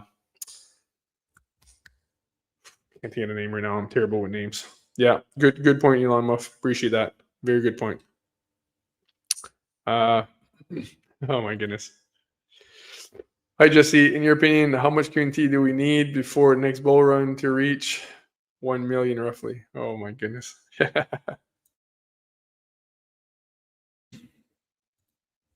It's impossible. It's impossible to know, my friend. It's impossible to know. I do believe there's a ridiculous amount of utility that's finally going to come to QNT, because all these different applications, multi-chain applications coming out of the sandboxes. Next bull run. We see it more bull run slash utility run. Um, oh my goodness, how many QNT next before the next need before the next bull run to reach 1 million roughly? Man, it's hard because we're going to a utility phase right now, right? It's not going to be same like years ago. As long as they were printing money and you had a white paper, project had a white paper, that project could do 50, 100x on just a plain white paper. And blockchain not even launched or nothing. But the industry has matured a lot in the last 7, 8 years, and people are not just FOMOing in now on a white paper. Well, not people who have experience in crypto are not doing that anymore. So that's why now a lot of people are a bit more smarter on what are the projects here that are actually going to be seem to be more successful infrastructure play being adopted globally by governments and central banks and major fintechs, corporations, or whatever. So people are looking more at that now, people who have experience. So the bull run's not going to be the same. Yes, if they start printing money like crazy, obviously Bitcoin goes for a run, Ethereum, it drags everything up. But in the future in general, now we're more looking at utility. I think we're going to a utility run rather than just a regular bull run. I think utility is going to play a big role here. Is there utility or not? And is there a crazy amount of utility? So I don't know, like if QNT went on a run and let's say it did, if it did 100x in the next 4 or 5 years, which I think it absolutely can. 100x is what, just 7,000. So if it went, let's say, just even 50x in the next 3 years, 50x would be 35,000 each, which means somebody would have to have 300 QNT. I think you would have to have, if QNT hit 3,500 each, and which is technically 3,500 each. Sorry, it was a 50x. A person would need 300 QNT to have $1 million. Oh yeah, this just total guesstimate, total God knows. It can do nothing for a year and then just go to the moon. It can do nothing for 2-3 years and just go to the absolute moon. I don't think it won't do anything. I don't think it won't do nothing for a year or two. Oh my goodness. But yeah, especially with mainnet launching here next week or two and staking it just after that. And oh my goodness. I encourage you to watch the last 3 deep dives I did on QNT, the mainnet coming, and I'm absolutely freaking out because this is it. This is it. Somebody had asked, if you had $1,000, would you put in QNT or XRP? If I had to choose one and you put a gun to my head and I have no choice, and if I don't choose, you pull the trigger, I'd probably have to go with QNT. But personally, I wouldn't go all in on one without a gun to my head. Like I would myself, again, not financial advice, not a financial advisor. Okay, you're just asking me what I would do. I can't tell you what to do. Just tell you what I would do. I would probably put like 70% in QNT and 30% in XRP, let's say. Just because I don't know how long, if they're suppressing the price of XRP and how long they could suppress it. But, I might do that. And then next thing you know, they peg XRP to gold and XRP goes to the moon or whatever. And then I'm like, oh my goodness, what did I do? But even then, I'd still be happy. I'd still be fine, even if I just had 20, 30%. Yeah, put a gun to my head and I have to buy one or the other, probably it would be QNT. But I would never buy one or the other. I will always hold both. Absolutely cannot. QNT, everything's saying QNT. There you go. Okay, that's the answers here. QNT. Keep buying, accumulate, patience, 5 years. You'll see the compensation. Long-term view. Don't sell early, my friend. See, that's the thing, right? Like people who bought Bitcoin at $1, when they sold at $10, they thought they were absolute heroes. And people who bought $10 Bitcoin, again, Bitcoin has more supply than XRP. Bitcoin has more supply than QNT. So the people who bought Bitcoin at $100, the people who bought Bitcoin at $1 thought they were superheroes when they sold at $10. Not good, because Bitcoin still did a 10,000x afterwards. People who bought at $10, who sold at $100, thought they were superheroes. They did a 10x, which makes sense. It's a 10x. You don't do that in stocks overnight. So they sold $100, thought they were superheroes, thought, it was the best thing they ever did in their life. From $100, Bitcoin, within maybe 7, 8 years, I think it went to 100,000. So there was like 1,000x within, I think it's 7, 8 years, give or take, I think. So, like for me, is QNT is one of those tokens that you try to hold at least 20, 30% for 15, 20, 30 years. So yeah, again, not financial advice. I'm just saying what I would do myself. The idea is I want to buy enough so that I can sell a bit or take a loan against it or whatever. But either way, even if I sell a bit, I'm still able to have some for 15, 20, 30 years and just take loan against them in the future. That's what I'm looking at. Again, not financial advice. Boat or buys, QNT. Oh, sorry. Just one sec. Hey, my friend, thank you so much for the super chat. The Orchid Protocol OXT total cap supply is just 1 billion token. Disclaimer, not financial advice. Please do a deep dive research for us. Appreciate the super chat, my friend. Orchid Protocol. I think I heard the name. I'm not sure. The challenge with that, my friend, is in order for me to do that, like people really appreciate my deep dives on XRP, QNT, and utility and the fourth industrial age because I spent, over 20,000 hours of researching that. Any deep dive I do on a project that I'm completely brand new to, it's not going to be a quality deep dive at all. It's not going to be the type of deep dives that you see me doing on XRP or QNT or XDC and explaining the whole fourth industrial age and all that stuff because the research has been done. So, I'd probably have to do like 500 hours of research just to be able to, because it's hard for me to give an opinion on a protocol, my friend, without doing hundreds and hundreds of hours of research. There's so many things to look at. What's the utility? Is there inflationary, the token? What's the rules around the token? Can they mint any? If they can, how much? What about the team? What about the security? What about the adoption? What about their connections? Like so many things. And yeah, it's hard for me to say, I think this token is great if I haven't spent at least 1,000 hours. So yeah, but I'll take a look. I'll try to take a look into it. Orchid Protocol. I'm gonna try to remember that. Thank you so much, my friend. You never know. Maybe this might be a big winner. It's cap supply. I'd be curious to know what is the market cap. Let me know, my friend, what's the market cap. Thank you so much, my friend. I appreciate the super chat. Maybe we do 100x on your super chat here. Thank you so much, my friend. I appreciate it. Orchid Protocol. Okay.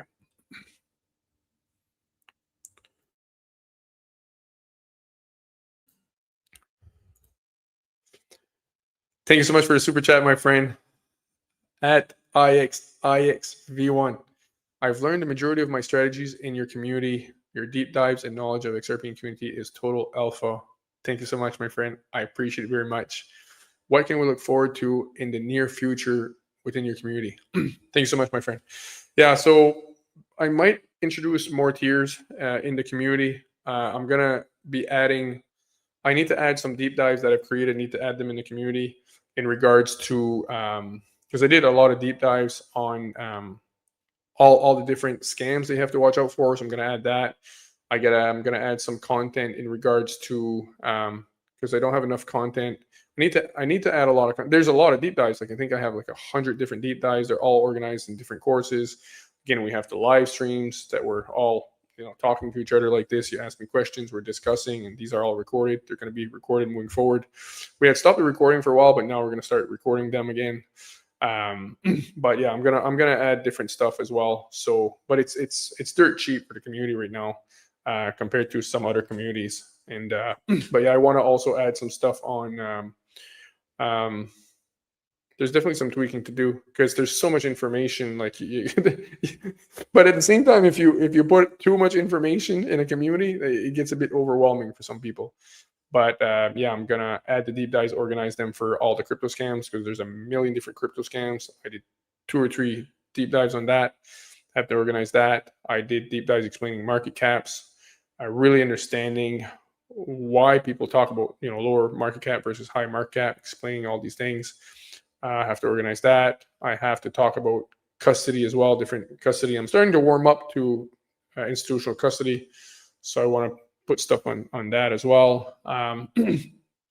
Might be I might also introduce a referral fee as well for people who refer to community as well, where you keep it 30-40% of as a commission for referrals. Many different things, and yeah, so lots coming, but still looking at different options. Appreciate it, my friend. But right now, I think there's over 80 to 100 deep dives all organized there under subjects at least, plus the different community chats that we have. We have a thread for literally. Sorry, let me remove that. In a community, we have a thread for. I keep forgetting to put the banner here. Actually, here, a little advertising there. Forget to put that. So I need to. What else? What the heck was I going to say here? What the heck was I going to say? Completely forgot what I was going to say here. Oh yeah, we have the different community threads too, different spaces where we have XRP, QNT, HBAR, XTC, many different threads, and the utility token threads where we just drop. You can drop any documents, anything you find, we drop it in there. I've uploaded a lot of my exclusive documents that I have, the documents that I use to do my deep dives. But yeah, so that's there as well, and we've got macro news and all these different things. So. Yeah, the community will grow and grow. I think. Again, I'm gonna probably introduce new tiers, which I will explain here. I'm just looking at different options as well. So, thank you so much, my friend. The question. Let me see here. I Trust Capital, absolutely. They approached me when it was XRP Las Vegas. I talked to them. I'm definitely going to sign up with iTrust. That's coming as well. iTrust is an absolutely great product. The fact that you can buy something and not pay any taxes on it on appreciation. There's a cap, how much you can buy. Again, only if you're in the US. But great product. So I'm going to sign up with them soon, and I will be explaining to you all about that. What else did my friend say here? Sorry.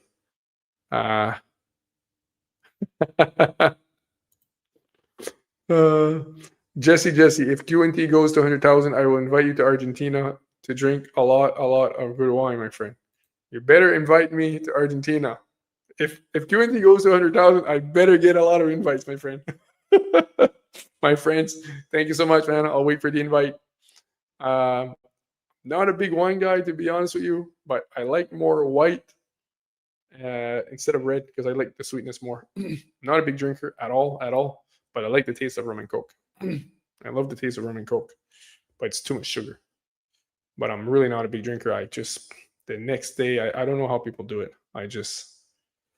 Thank you, Jesse. I sold my house to buy XRP and QNT, living in a van, no worries. Oh my goodness. No financial advice. Thank you, Jesse. I sold my house to buy XRP and QNT, living in a van, no worries. Not financial advice at all, but might have been a good decision. That's awesome. QNT will not be bigger than XRP. I don't know, my friend. I don't know. I beg to differ. There's two internets being built here. There's the Internet of Value, XRP, which again, market cap is technically 80 times higher than QNT right now. So that's the Internet of Value. And QNT is the Internet of Trust. So there's two internets basically being built. And they're technically all part of the fourth industrial age. We're going for the information age, which was the internet, to the fourth industrial age, which is the tokenization and AI age. Within that tokenization age, there's many different blockchains. XRP is one of them, and it happens to be an internet protocol at the same time. It happens to be like an internet of value, internet grade. It's so big that it's technically an internet at the same time. And Quant is the internet of trust. So my friend QNT, I think, will absolutely be as big as XRP, possibly bigger. I encourage you to watch my deep dives. Let me know what you think after watching them. But I understand where you're coming from. Where it's hard to know is that one is to move value, liquidity, and one is literally the utility is different for QNT than XRP. So, but either way, both are absolutely insanely massive beyond comprehension. So listen, my friend, where are you? You're saying you sold the house and something else to buy QT and XRP.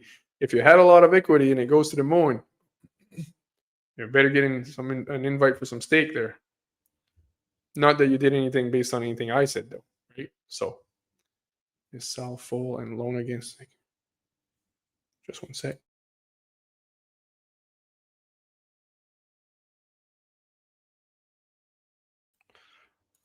Thank you so much, my friend. Oh my goodness. My goodness. Thank you so much, my friend. At your friend Robert, $20. I really appreciate, my friend. Thank you for sharing your QNT and XRP research. You're awesome, Jesse. Love you, brother. Love you too, brother. Thank you so much, man. I really appreciate it. I really appreciate a very nice super chat there. Thank you so much, my friend. I hope it just does 100x, 1000x, 10,000x. We can all eat steak every single day. Unless you're vegetarian, you can eat all the vegetables in the world. You can have the best vegetables 100 times a day. For me, I'm not vegetarian. I need my steak. Oh, nice. Okay. Yes, we have one of the best white wines in the world. I'll take it, baby. Thank you so much. All right, now I'm praying for QT to go 100,000. Thanks again, Robert. Thank you so much, my friend. Really appreciate it. Nice. Thank you. At Bob's Cat 2984. Thank you so much for the super chat, my friend. I really appreciate it. XRP gifted to reserve. Set to gold deficit gone. UBI pushed. XRP gifted to reserve. Yes. Set to gold deficit. Can you elaborate on that, my friend? XRP gifted to reserve. XRP gifted to reserve. Set to gold deficit gone. Can you elaborate a bit more on that, my friend, please?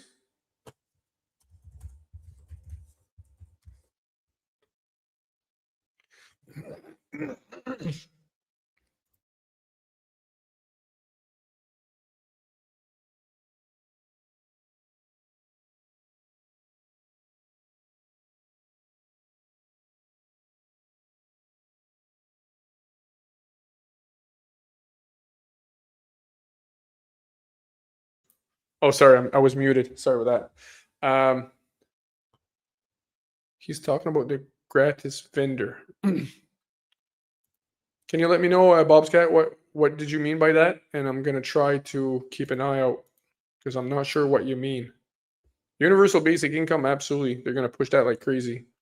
As we see inflation, cost of living gets worse and worse, and people, unfortunately, if it doesn't turn around, a lot of people are going to have to rely on universal basic income, which is not good. JG Crypto XRP, I've been watching you forever, Jesse. I appreciate it. Okay, so you've watched the deep dives in QT and you're still more bullish on XRP. That's okay. It makes sense. It's going to be they're both very massive, right? What's very interesting is that QT is 80 times cheaper. QT is 80 times cheaper. That's why for the multiple effect, long term, in 15, 20 years from now, 10 years from now, 15, 20 years, maybe QT could see a higher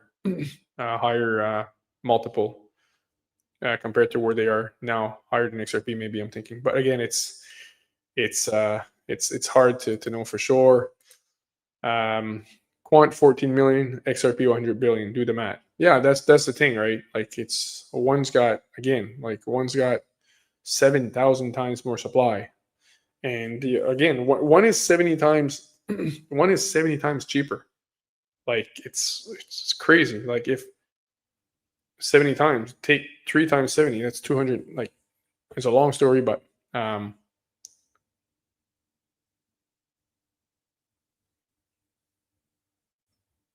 all right, I'm going to Australia. Yes, Jesse, if you love sweeter wine, then try Australian wine from Brown Brothers. Thanks so much, my friend. Zach. I think he meant Zach Rector when I was talking earlier about the market cap multiplier. I think it might be Zach Rector that did a lot of deep dives showing the multiplier effect. Rum and Coke is my favorite, and I'm not a drinker either. Emily. Nice. Yeah, it's I hear you. I hear you. Very nice. Let me see here. I'm just trying to see.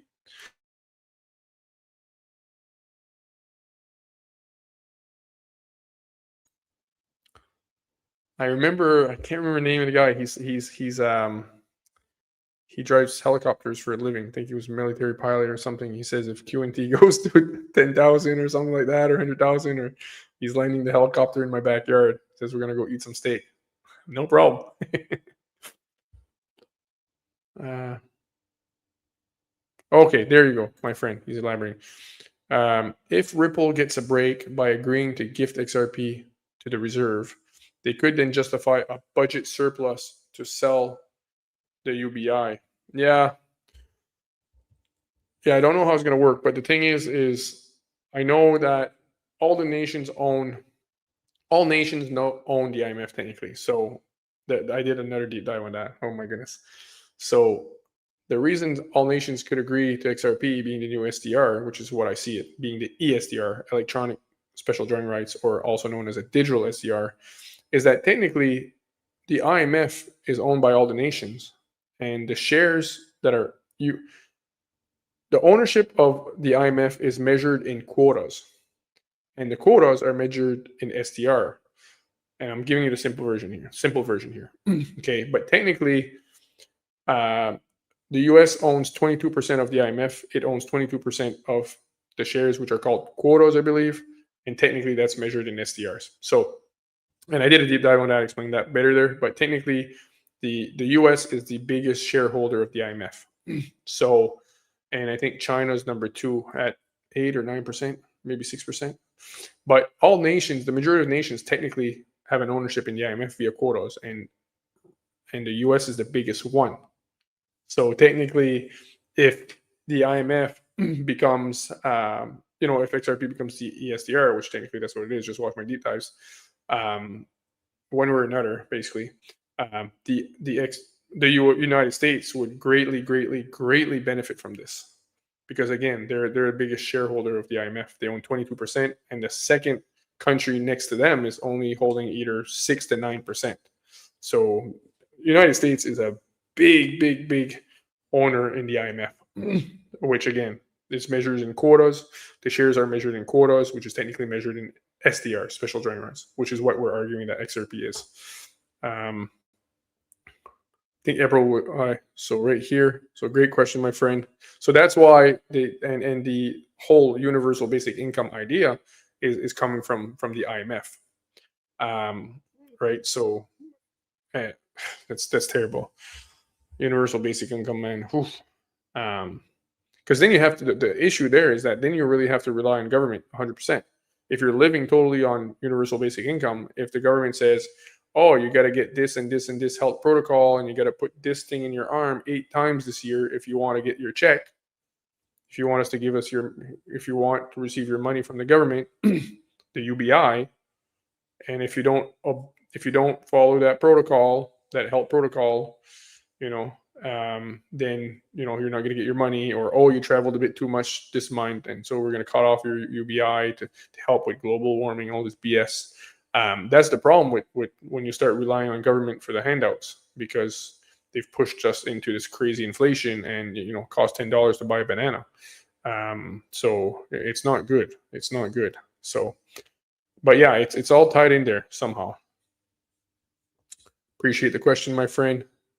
I hope that kind of answered it. We're going to continue scrolling down here. Crypto Reserve USA pegged to gold, deficit gone. Yeah, so, okay. Crypto Reserve USA. Thank you so much for the super chat, my friend. I really, really appreciate it.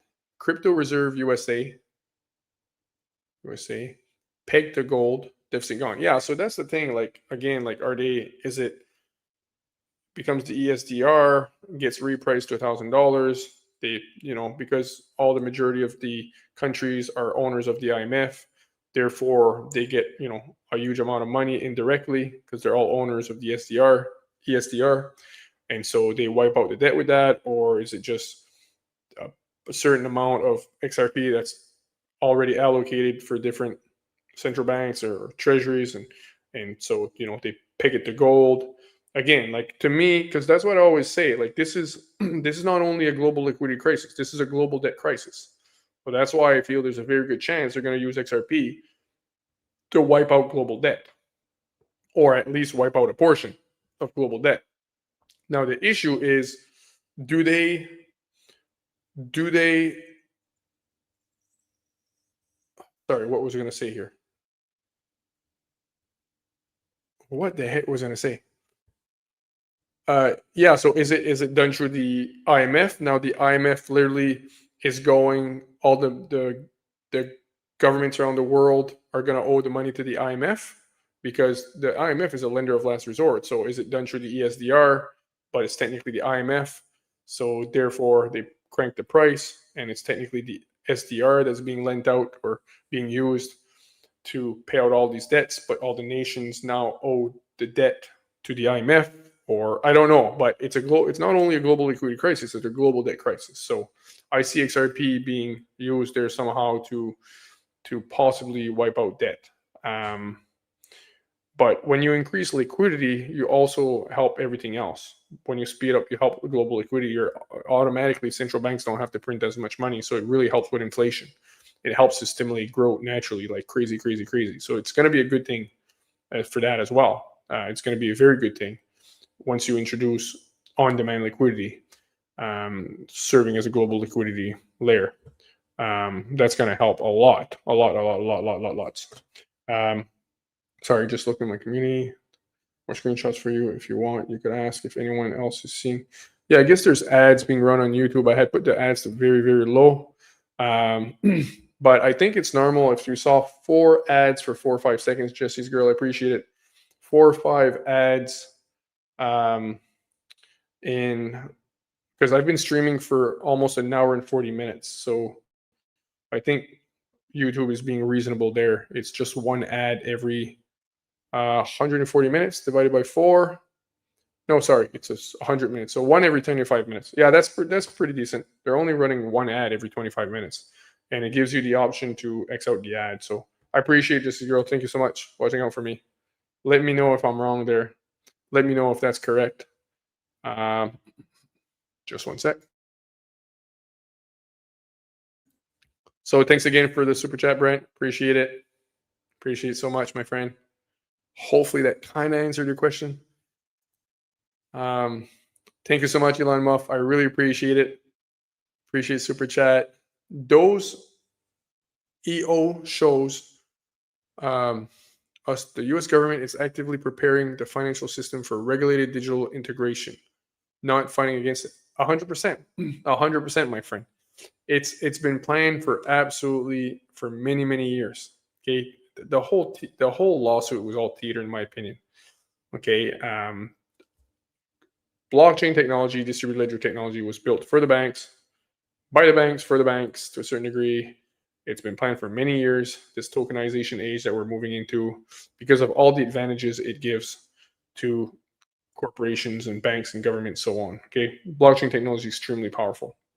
But in order for us to accept the idea of digitization, they had to give us the Nakamoto story. They had to tell us, like, oh, Bitcoin's been invented by this free thinker, this guy. He wants to help us get away from the banks, get us, away from big government, allow us to do peer-to-peer transactions on our own. That's why Bitcoin was invented. We don't know who he is. They gave us that story so that we would embrace the idea of digitization, embrace the idea of going digital, because eventually the goal is to create a cashless society. This has always been the goal, a cashless society. This is well documented. So that's the goal, and it's been planned for a very long time. That's why we're seeing the adoption right now and the regulations coming. It was always the plan. The regulations are coming from the Financial Stability Board, the FSB, which is the right arm of the BIS, the Bank for International Settlements. And I would encourage you to watch my deep dive. I would really encourage you to watch my deep dive in my community, or you can find it on YouTube somewhere. But it was a 3rd deep dive I did on Quant. It was the BIS, the Bank for International Settlements. I was really showing who they really are. But anyways, so the Financial Stability Board is the global regulator that pretty much determines what the regulations are going to be across the nation, especially the G20. And then the G20, the finance ministers go and they implement those regulations and those policies in the nation. But the Financial Stability Board is the right arm of the BIS, the Bank for International Settlements. They cannot be audited by anybody. They answer to nobody, and it's unreal. Just Google search BIS exposed, Bank for International Settlements exposed. Um, oh my goodness. So they've known for years what the regulations are going to look like, and they're implementing it right now. They have their puppets implementing that across the G20 nations, and then all the other nations as well would follow to a certain degree. They have to. Again, because the BIS is the central banks for all central banks. It's literally, and it answers to nobody. So, yeah, again, I encourage you to research the BIS, Bank for International Settlements. It's coming from the Financial Stability Board. The main regulators here are the Financial Stability Board, the IOSCO, I think it's the International Organizations for Securities Commissions, and you have also, sorry, what's let me find this. Oh my goodness, can't believe it. I can't think of the word right now. Give me 2 minutes, my friend, because this is very, very important. All the main documents talking about a new Bretton Woods, a global plan to fix cross-border payments. They've gone way back to almost 10 years ago. It's all coming from the IMF, World Bank, Financial Stability Board, IOSCO, and I can't even believe that I can't think of the name. Just 1 sec. Give me 2 seconds, please, because I have to tell you this. This is so important. Bear with me right now. Just bear with me 2 seconds here. Come on. Sorry, guys. Just bear with me 2 seconds. This is very important. Never forget this name. Where the heck are you? Where the heck are you? Where the heck are you? Come on, Betsy. Why can't I think of that? Why can't I think of that? Okay, right here. Right here, right here, right here. Right here, right here, right here. Right here. I'm going to show you this. Don't miss this, my friend. Don't miss this, my friend. Just bear with me 1 minute. Just a little patience here. All right, just right here. Sorry, the CPMI is the word I was looking for almost an hour here. The CPMI, the Committee on Payments and Markets Infrastructure. Right here, you've got the cross-border. This is Committee on Payments Market Infrastructure, is BIS committee. Cross-border Payments Interoperability Task Force. Ripple is the only company on the cross-border payments task force. It's the only company, only blockchain company, literally. And we've got Swift. Oh, what a coincidence. They're right there at Ripple. Oh, interesting. So isn't that interesting, right? So the cross-border payments interoperability and extension task force. That's why I always say, guys, this is not a bunch of people going out to grab some ice cream. Okay, you're talking about a task force for the Committee on Payments and Markets Infrastructure. So the infrastructure globally for the BIS. So again, so the CPMI, the IOSCO, which produced a global stablecoin report describing Ripple to the T, and the Financial Stability Board is who you got to watch out for. Those are your main players, basically calling the shots globally. And the governments are just implementing what these guys are basically kind of calling for. They're the regulators. All right, so let me just stop sharing this here, my friend. All right, just 1 sec.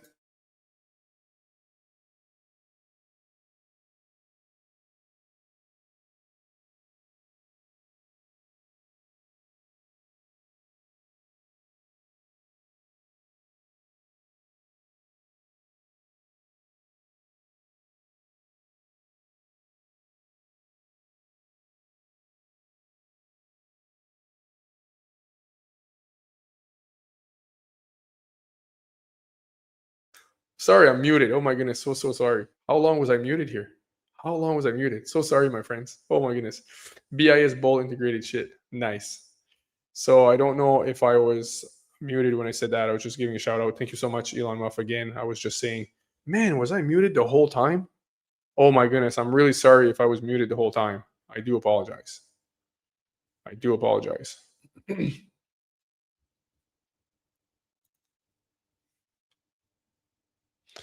XRP down to 134. Yeah, they're gonna shake out as many people as they can.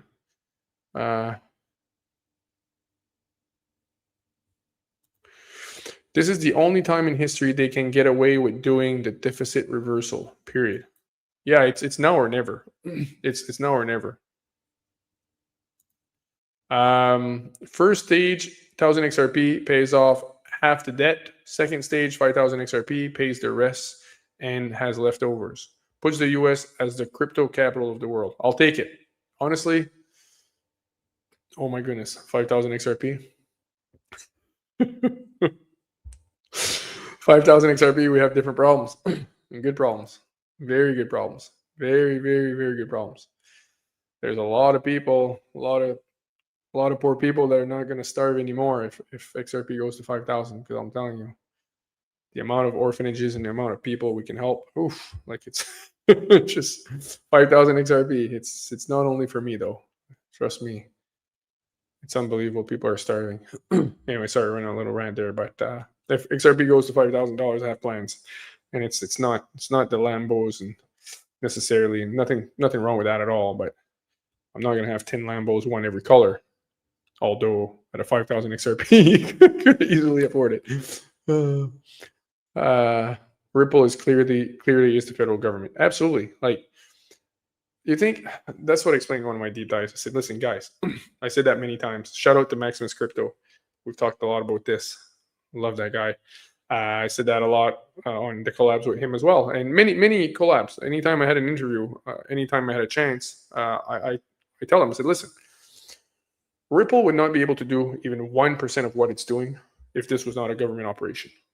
You know, if they were not being backed by governments. Like, and I'm being careful what I say here, but look, Gaddafi was not even doing 5% of what Ripple is doing, right? To replace the US dollar as a global reserve currency, to create a new world reserve currency, Gaddafi wasn't even doing 5% of what Ripple is doing. And we see what happened to him. And look at what happened to Iraq. Saddam Hussein was going to basically, all he was doing there is just kicking out the oil company. He was basically kicking out corporations, saying the profit for the oil profit should go to our nation, to our country, instead of going to these massive corporations. I would encourage you to listen to a guy by the name of Confessions of an Economic Hitman. Google search Confessions of an Economic Hitman. Keep forgetting his name, for goodness sakes. Confessions of an Economic Hitman.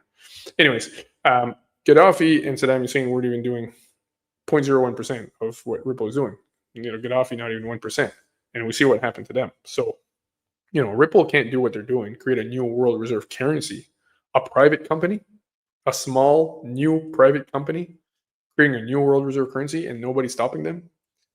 And you see the CEO sitting with all the central bankers. He's the only CEO that we see sitting with all the central bankers, the IMF, the BIS, the Bank of England, and so on. Right? That famous picture where Brad is sitting with all central bankers. Come on. You have to do your research. You can't do what they're doing, not even 1%, and not be eliminated unless you're being backed from the highest. So that right there alone, that is proof right there. That XRP Ripple is not a regular payment company, my friend. Not at all.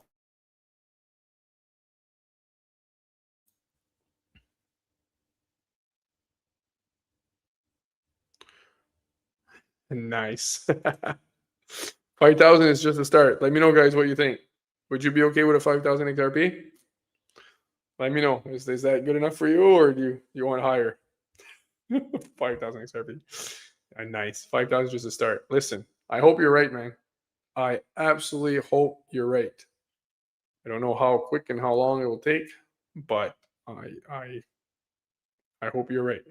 I hope you're right.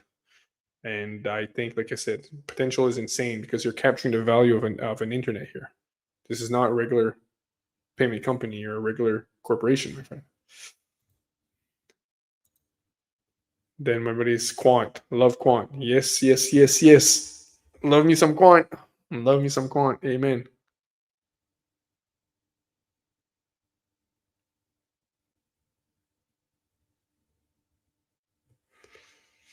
Just one sec.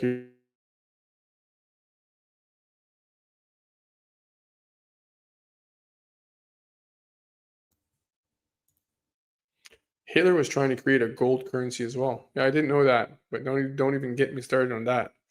You want to search. Oh my goodness, the same companies. I got to be very careful here. Very careful because I don't want my channel to be dropped. The same companies that supplied Hitler for what he needed to do the atrocities he did are the same companies. Those companies still exist today. One starts with an I, the second letter is a B, and the third letter is an M. There's an I, and then there's another, there's a B, and then there's an M. That company provided the technology to number for the numbers, to number the Jews. And then, anyways, long story. You wanna check Hitler and the American companies. Google search that. The American companies that made Hitler basically be able to do what he did. Long story short, but I didn't know he was trying to create a gold reserve currency. I didn't know that. Maybe that's when they decided to take him out. He had served his purpose. I don't know. But anyways, long story. Very disgusting. John Perkins, thank you so much. John Perkins, Confessions of an Economic Hitman. John Perkins is the guy. Oh my goodness. Google search John Perkins, Confessions of an Economic Hitman, and look for Kevin Shipp. Kevin Shipp, like a ship, SHIP, but with another P. So 2 P's. Kevin Shipp with 2 P's. Listen to those two guys, my friend. Kevin Shipp was a whistleblower for the most powerful 3-letter agency in the world, one of the most powerful 3-letter agency in the world. He held the highest position for that agency. Nobody else within the agency ever held as many high positions that he held. Kevin Shipp. Oh my goodness. Oh my goodness. Kevin Shipp and John Perkins. Encourage you to write it down if you want to go down a rabbit hole and see, if you really want to see what's going on. If you want to really understand the IMF as well. Oh my goodness. They are not your friend. They are not your friend. Bob's Cat, thank you so much for the super chat, my friend. I really appreciate it. Really appreciate it. All BTC and ETH holders will 100% shift assets over if XRP simply 2x more than once. If it rockets up to 4 digits, it walls out the chance for mega gains. Only massive gains. Yeah, that's the thing, right? Like, that's what I tell people is when, if you get an asset early enough and you catch the first 4 or 5x, if you get it a bit early and you catch a 5x, okay, let's say somebody that bought XRP at 30 cents or at 20 cents rather than buying at $1.30. Okay, I still think it's a steal at $1.30. Okay, my opinion. But for people who bought at 20 cents instead of $1.34, they're already 6x or almost 7x. Almost 7x. They did almost 7x. So if it goes to $134, they're doing a 700x instead of 100x. Somebody buys at $1.34, it goes to $134, let's say. They did 100x. But the person who bought just a bit earlier, just bought a bit cheaper, he actually had the chance to do an initial 6x. He's already sitting on a 6x right now. And when almost 7x, so if we go to $134, they're doing a 700x. Let's say XRP goes to $1,340. Okay, just exactly 1,000 times the price right now. Somebody who's already sitting on a 6x right now, they already multiplied the money 6 times. They bought a XRP at 20 cents, let's say, or they did a 7x, sorry. They're going to multiply their money they would multiply their money 7,000 times compared to somebody buying it now, multiplying their money 1,000 times. And it makes a huge difference. It doesn't look like it makes a huge difference, but let's say you invest, you invested, let's say $20,000. Well, you invested $20,000. Instead of having 20 million, the person who bought it a bit earlier, a bit cheaper, is making 140 million instead of 20 million. That's a huge difference. That's a huge difference, my friend. And again, but most of these people, they're going to have to hold a bit longer. right? So that's the thing. Like if you get the first 4, 5, 6, 10x on a coin and you have the patience to hold long enough and that token ends up being successful and you held long enough to go through the up 20%, down 80%, or 40%, then up another 100%, down 80%, or 100x, I mean up 100x, down 40, 60%, up another 5, 10x. It's crazy. Because just because you bought a bit earlier, when everybody was scared, you're literally getting $200 million instead of $20 million. Like it's a big deal. Like if you're sitting on a 10x or 20x already, and that token goes a certain price, it's a difference between a million and 20 million, or 20 million and 200 million. It's a big difference. Like 20 million, 200 million is a difference of $180 million, right? So that's very interesting. Thank you so much for the super chat, my friend. Yeah, I agree. Like again, if it rockets up to 4-digit, like again, like cheap, right? Buy cheap, sell high. Not financial advice. Thank you so much, my friend. I agree. I agree. Um, I agree. Thank you so much. Thank you so much, brother. Appreciate the super chat, man.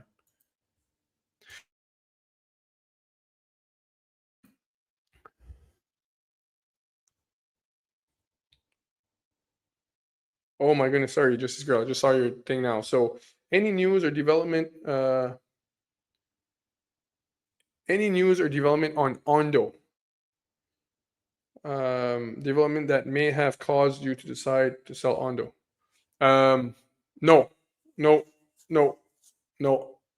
Honestly, I'm not even holding Ondo right now. It's not because I don't think it's a good project.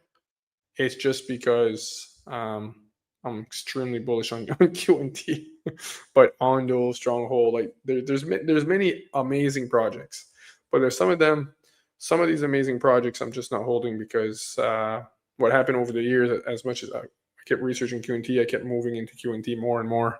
But no, there's nothing that caused me to sell Ondo. Again, I should probably be holding a bit, right? But yeah, I am not at the moment. I'm hoping if QNT goes to the moon, or if XRP goes to the absolute moon, I'm backing the truck, loading up on QNT. If QNT goes to the absolute crazy moon, then I would be selling some a bit to buy XRP if XRP is still cheap, and then buy more of these other tokens that might still be like a super, super small market cap with great potential. We would maybe sell a bit, right? A tiny bit, rather than just watch it come back down a bit. If XRP goes to 5,000, we will be so rich we won't even know what to do with it. Yeah, exactly. Like I said, it's going to be different problems. Different problems.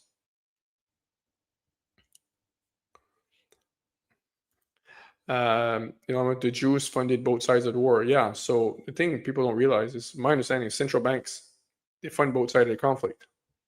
They never lose because they fund both sides of the conflict. The country goes in debt, and then the government tax the people to pay the debt to the central bankers. It's not positive. It's not what you want to hear, but it is the truth, unfortunately. 100%.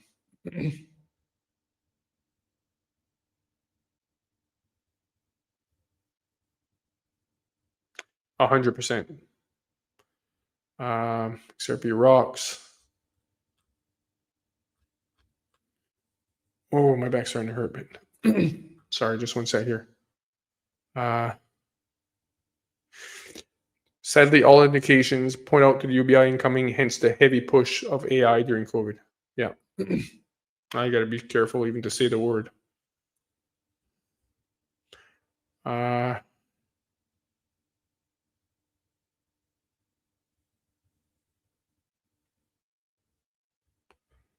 Sorry, I'm just looking through all the comments here, my friends. The longer it takes, the more we can accumulate. We want it to change our lives for the long term. Yeah, absolutely. Absolutely. Change our lives for long term, and other people's lives too. Help other people. They're going to need it. They're going to need it. Praying for that. Oh my goodness, so praying for that. I agree, my friend. For the long term, yes.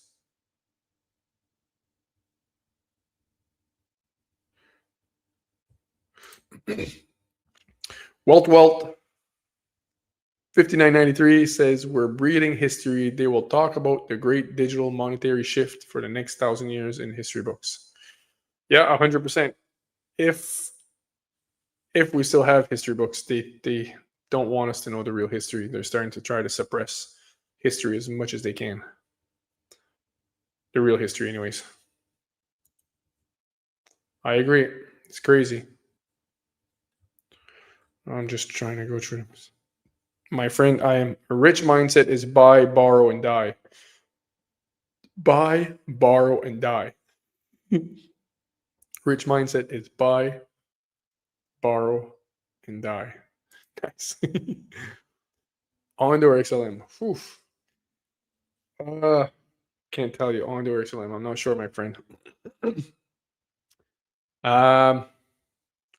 All right. I think next Thursday, I think I'm gonna try. Don't write in stone, okay? But I think I'm gonna do another live probably on Thursday. I think. I'm going to. I might do a small deep dive. Bring the documents. Bring the receipts. Bring the receipts. Don't sell it. Put it to work for yield. Yeah, unless it goes to the absolute moon. I think it's good to take profits in case it comes back down. Definitely. So I will sell if it goes to absolute moon. I will definitely sell some. I don't want to see it come back down. 40, 50, 70%. So I might sell a bit. There's many different options. It's going to depend on what's the value of other tokens at the time. Are there other projects that I feel can do 100, 200x that are still under the radar? Could sell to buy some. It really depends. It depends on how high, how quick, and what are the price of other projects that are extremely solid. My friend, my brain is starting to be mush. Didn't sleep 100% well last night, and my brain's starting to be mush. So let me just see here if there's any other questions. Quant thesis has prompted me to make it 5% of my portfolio. I think that's too low.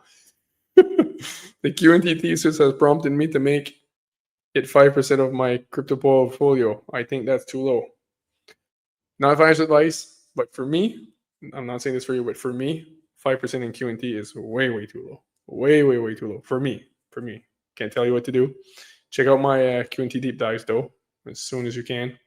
You really want to watch my Quant deep dives. Not financial advice. But you definitely want to watch my deep dives, my friend.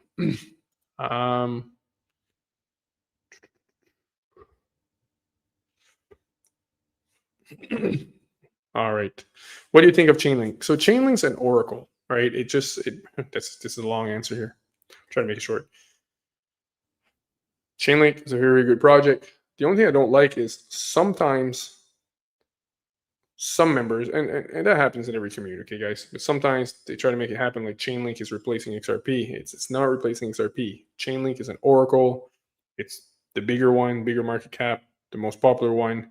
It literally brings data from the real world to blockchain so that smart contracts can be executed. So it literally the smart contract says, if this and this and this happens, then I want to sell my token. I want to buy this stock or buy this real estate or just sell my tokens if this and this happens. If the weather is over 30 degrees in New York tomorrow and this person gets elected in this country and this stock goes down 20% and this happens, sell this stock. There's a smart contract. You're putting logic in it. You're saying if, and if. In order for the smart contract to know if it should execute, it needs to have the information in the real world. So what Chainlink does is just takes the data in the real world, it feeds it to blockchain, so blockchain can see what the heck's happening in the real world.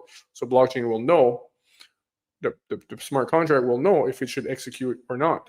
It needs to have the data. So that's technically what Chainlink does in a nutshell. It's not replacing XRP. It's not a purposely bridge asset. It just doesn't replace XRP. But massive project, recent massive announcements. But I've never studied in regards to the supply as well. I don't know if it's even a fixed supply or what's happening with that. But yeah, I haven't done enough research. I just don't like when they say it's replacing XRP. It's not replacing XRP. It's not a purposely built bridge asset. It's not even doing the same thing at all, basically.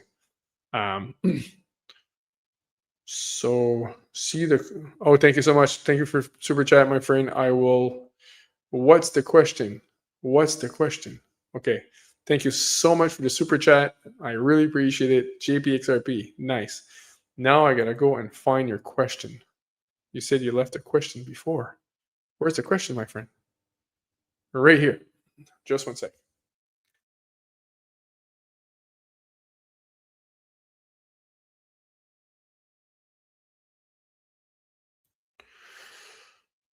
I heard that Quant is bringing some staking opportunities. When do you think that will take effect, and what price you actually expect? No financial advice. Stuff a lot. Thanks so much. No financial advice. So yeah, so they just announced about a week ago that they were launching the Quant Fusion mainnet, which is technically what we've been waiting for like 8 years now. It's Gilbert Verdian had this vision 20 years ago, and it's all coming to this. This is why I'm freaking out in my last 3 deep dives, where I'm literally just freaking out when it comes to basically the Quant mainnet that they've announced here, because it's a very, very, very big deal, my friend.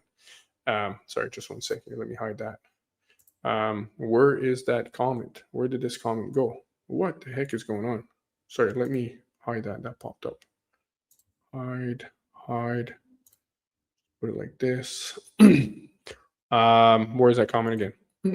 So yeah, so they announced that in 2 weeks, a week ago, they announced that in 2 weeks, which is technically a week from now, approximately 2 weeks, they would be launching Quant Fusion mainnet, and they said they're going to launch the staking testnet around the same time. So I don't know, maybe it's 3, 4. I don't know if it would be 2 weeks, 3 weeks, 5 weeks after would be. I don't know if it'd be 2 to 6 weeks after testnet. They didn't specify how long they're going to run testnet. Of course, they have to test to make sure everything's good. And then there would be the Quant Fusion mainnet, and then which we can bring your own nodes. We're going to be able, and then bring your own nodes, and then the staking testnet at the same time, which might be like a week from now, because they said 2 weeks ago they said it would be in 2 weeks. Sorry, 1 week ago they said it would be in 2 weeks. So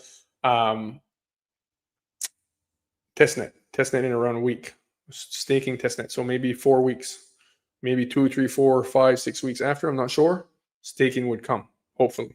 Again, I'm curious if anybody knows how long do you think they will stay in testnet? Because something that I haven't researched. How long do they generally stay in testnet in general? Is there any information we have on that? Because I didn't see any announcement on that.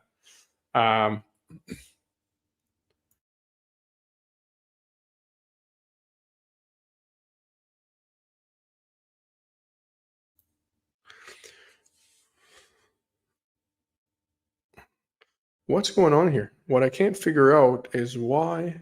Okay, perfect. My friend, I'm gonna have to call it a night. I'm burnt. I'm seeing that I'm not even able to concentrate. I didn't sleep too well last night. I'm just a bit burnt, and I had a tea here. I had a green tea, and I forgot to drink it. So that's why my brain is not running. I kept the tea bag in it, but I forgot to drink it. So my brain is kind of shutting down. So I'm gonna have to let you guys go for now. I still got a bit of work to do in the community after this, and have a very big day tomorrow. And so yeah, I really appreciate you joining. Thank you so much for all the questions. Thank you so much for all the super chats, my friend. I really appreciate you joining. It's much appreciated. I really appreciate you guys. I wish I could show the comments that some of you have left on my YouTube channel. It's absolutely insane.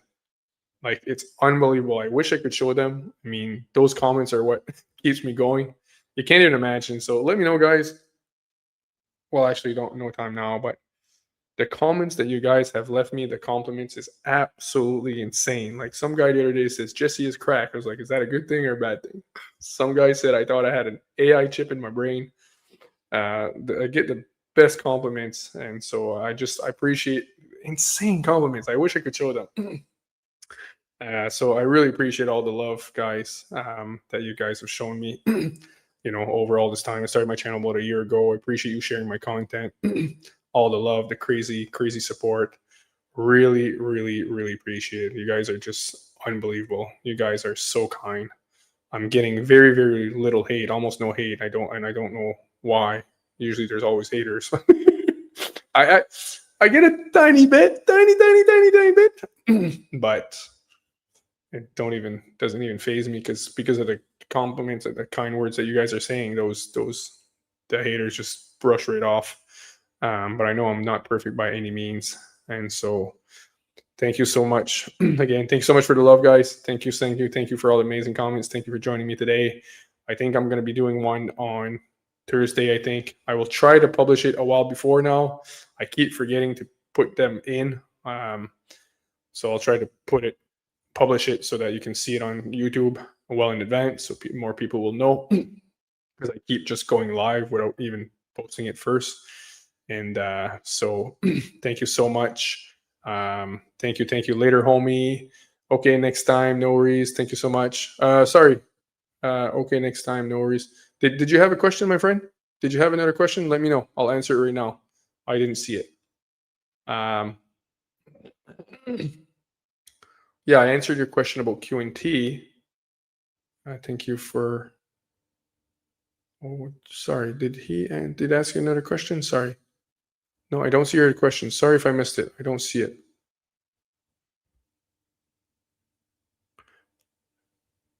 Thank you so much, my friend. John, thank you so much. I really hope all your pontification comes true. You have good soul. Peace out, brother. Thank you so much, my friend. Come on, Jesse. We are on this crazy trip together. It's a crazy trip as well. Ooh, had a lot up and downs the last 8 years. I'll tell you, to learn crypto, it costs. It's you're gonna learn the hard way with crypto. First 8 years, people are learning, right? Like 8-9 years. I'm telling you, it's cost me. You learn the hard way, right? I have the stripes.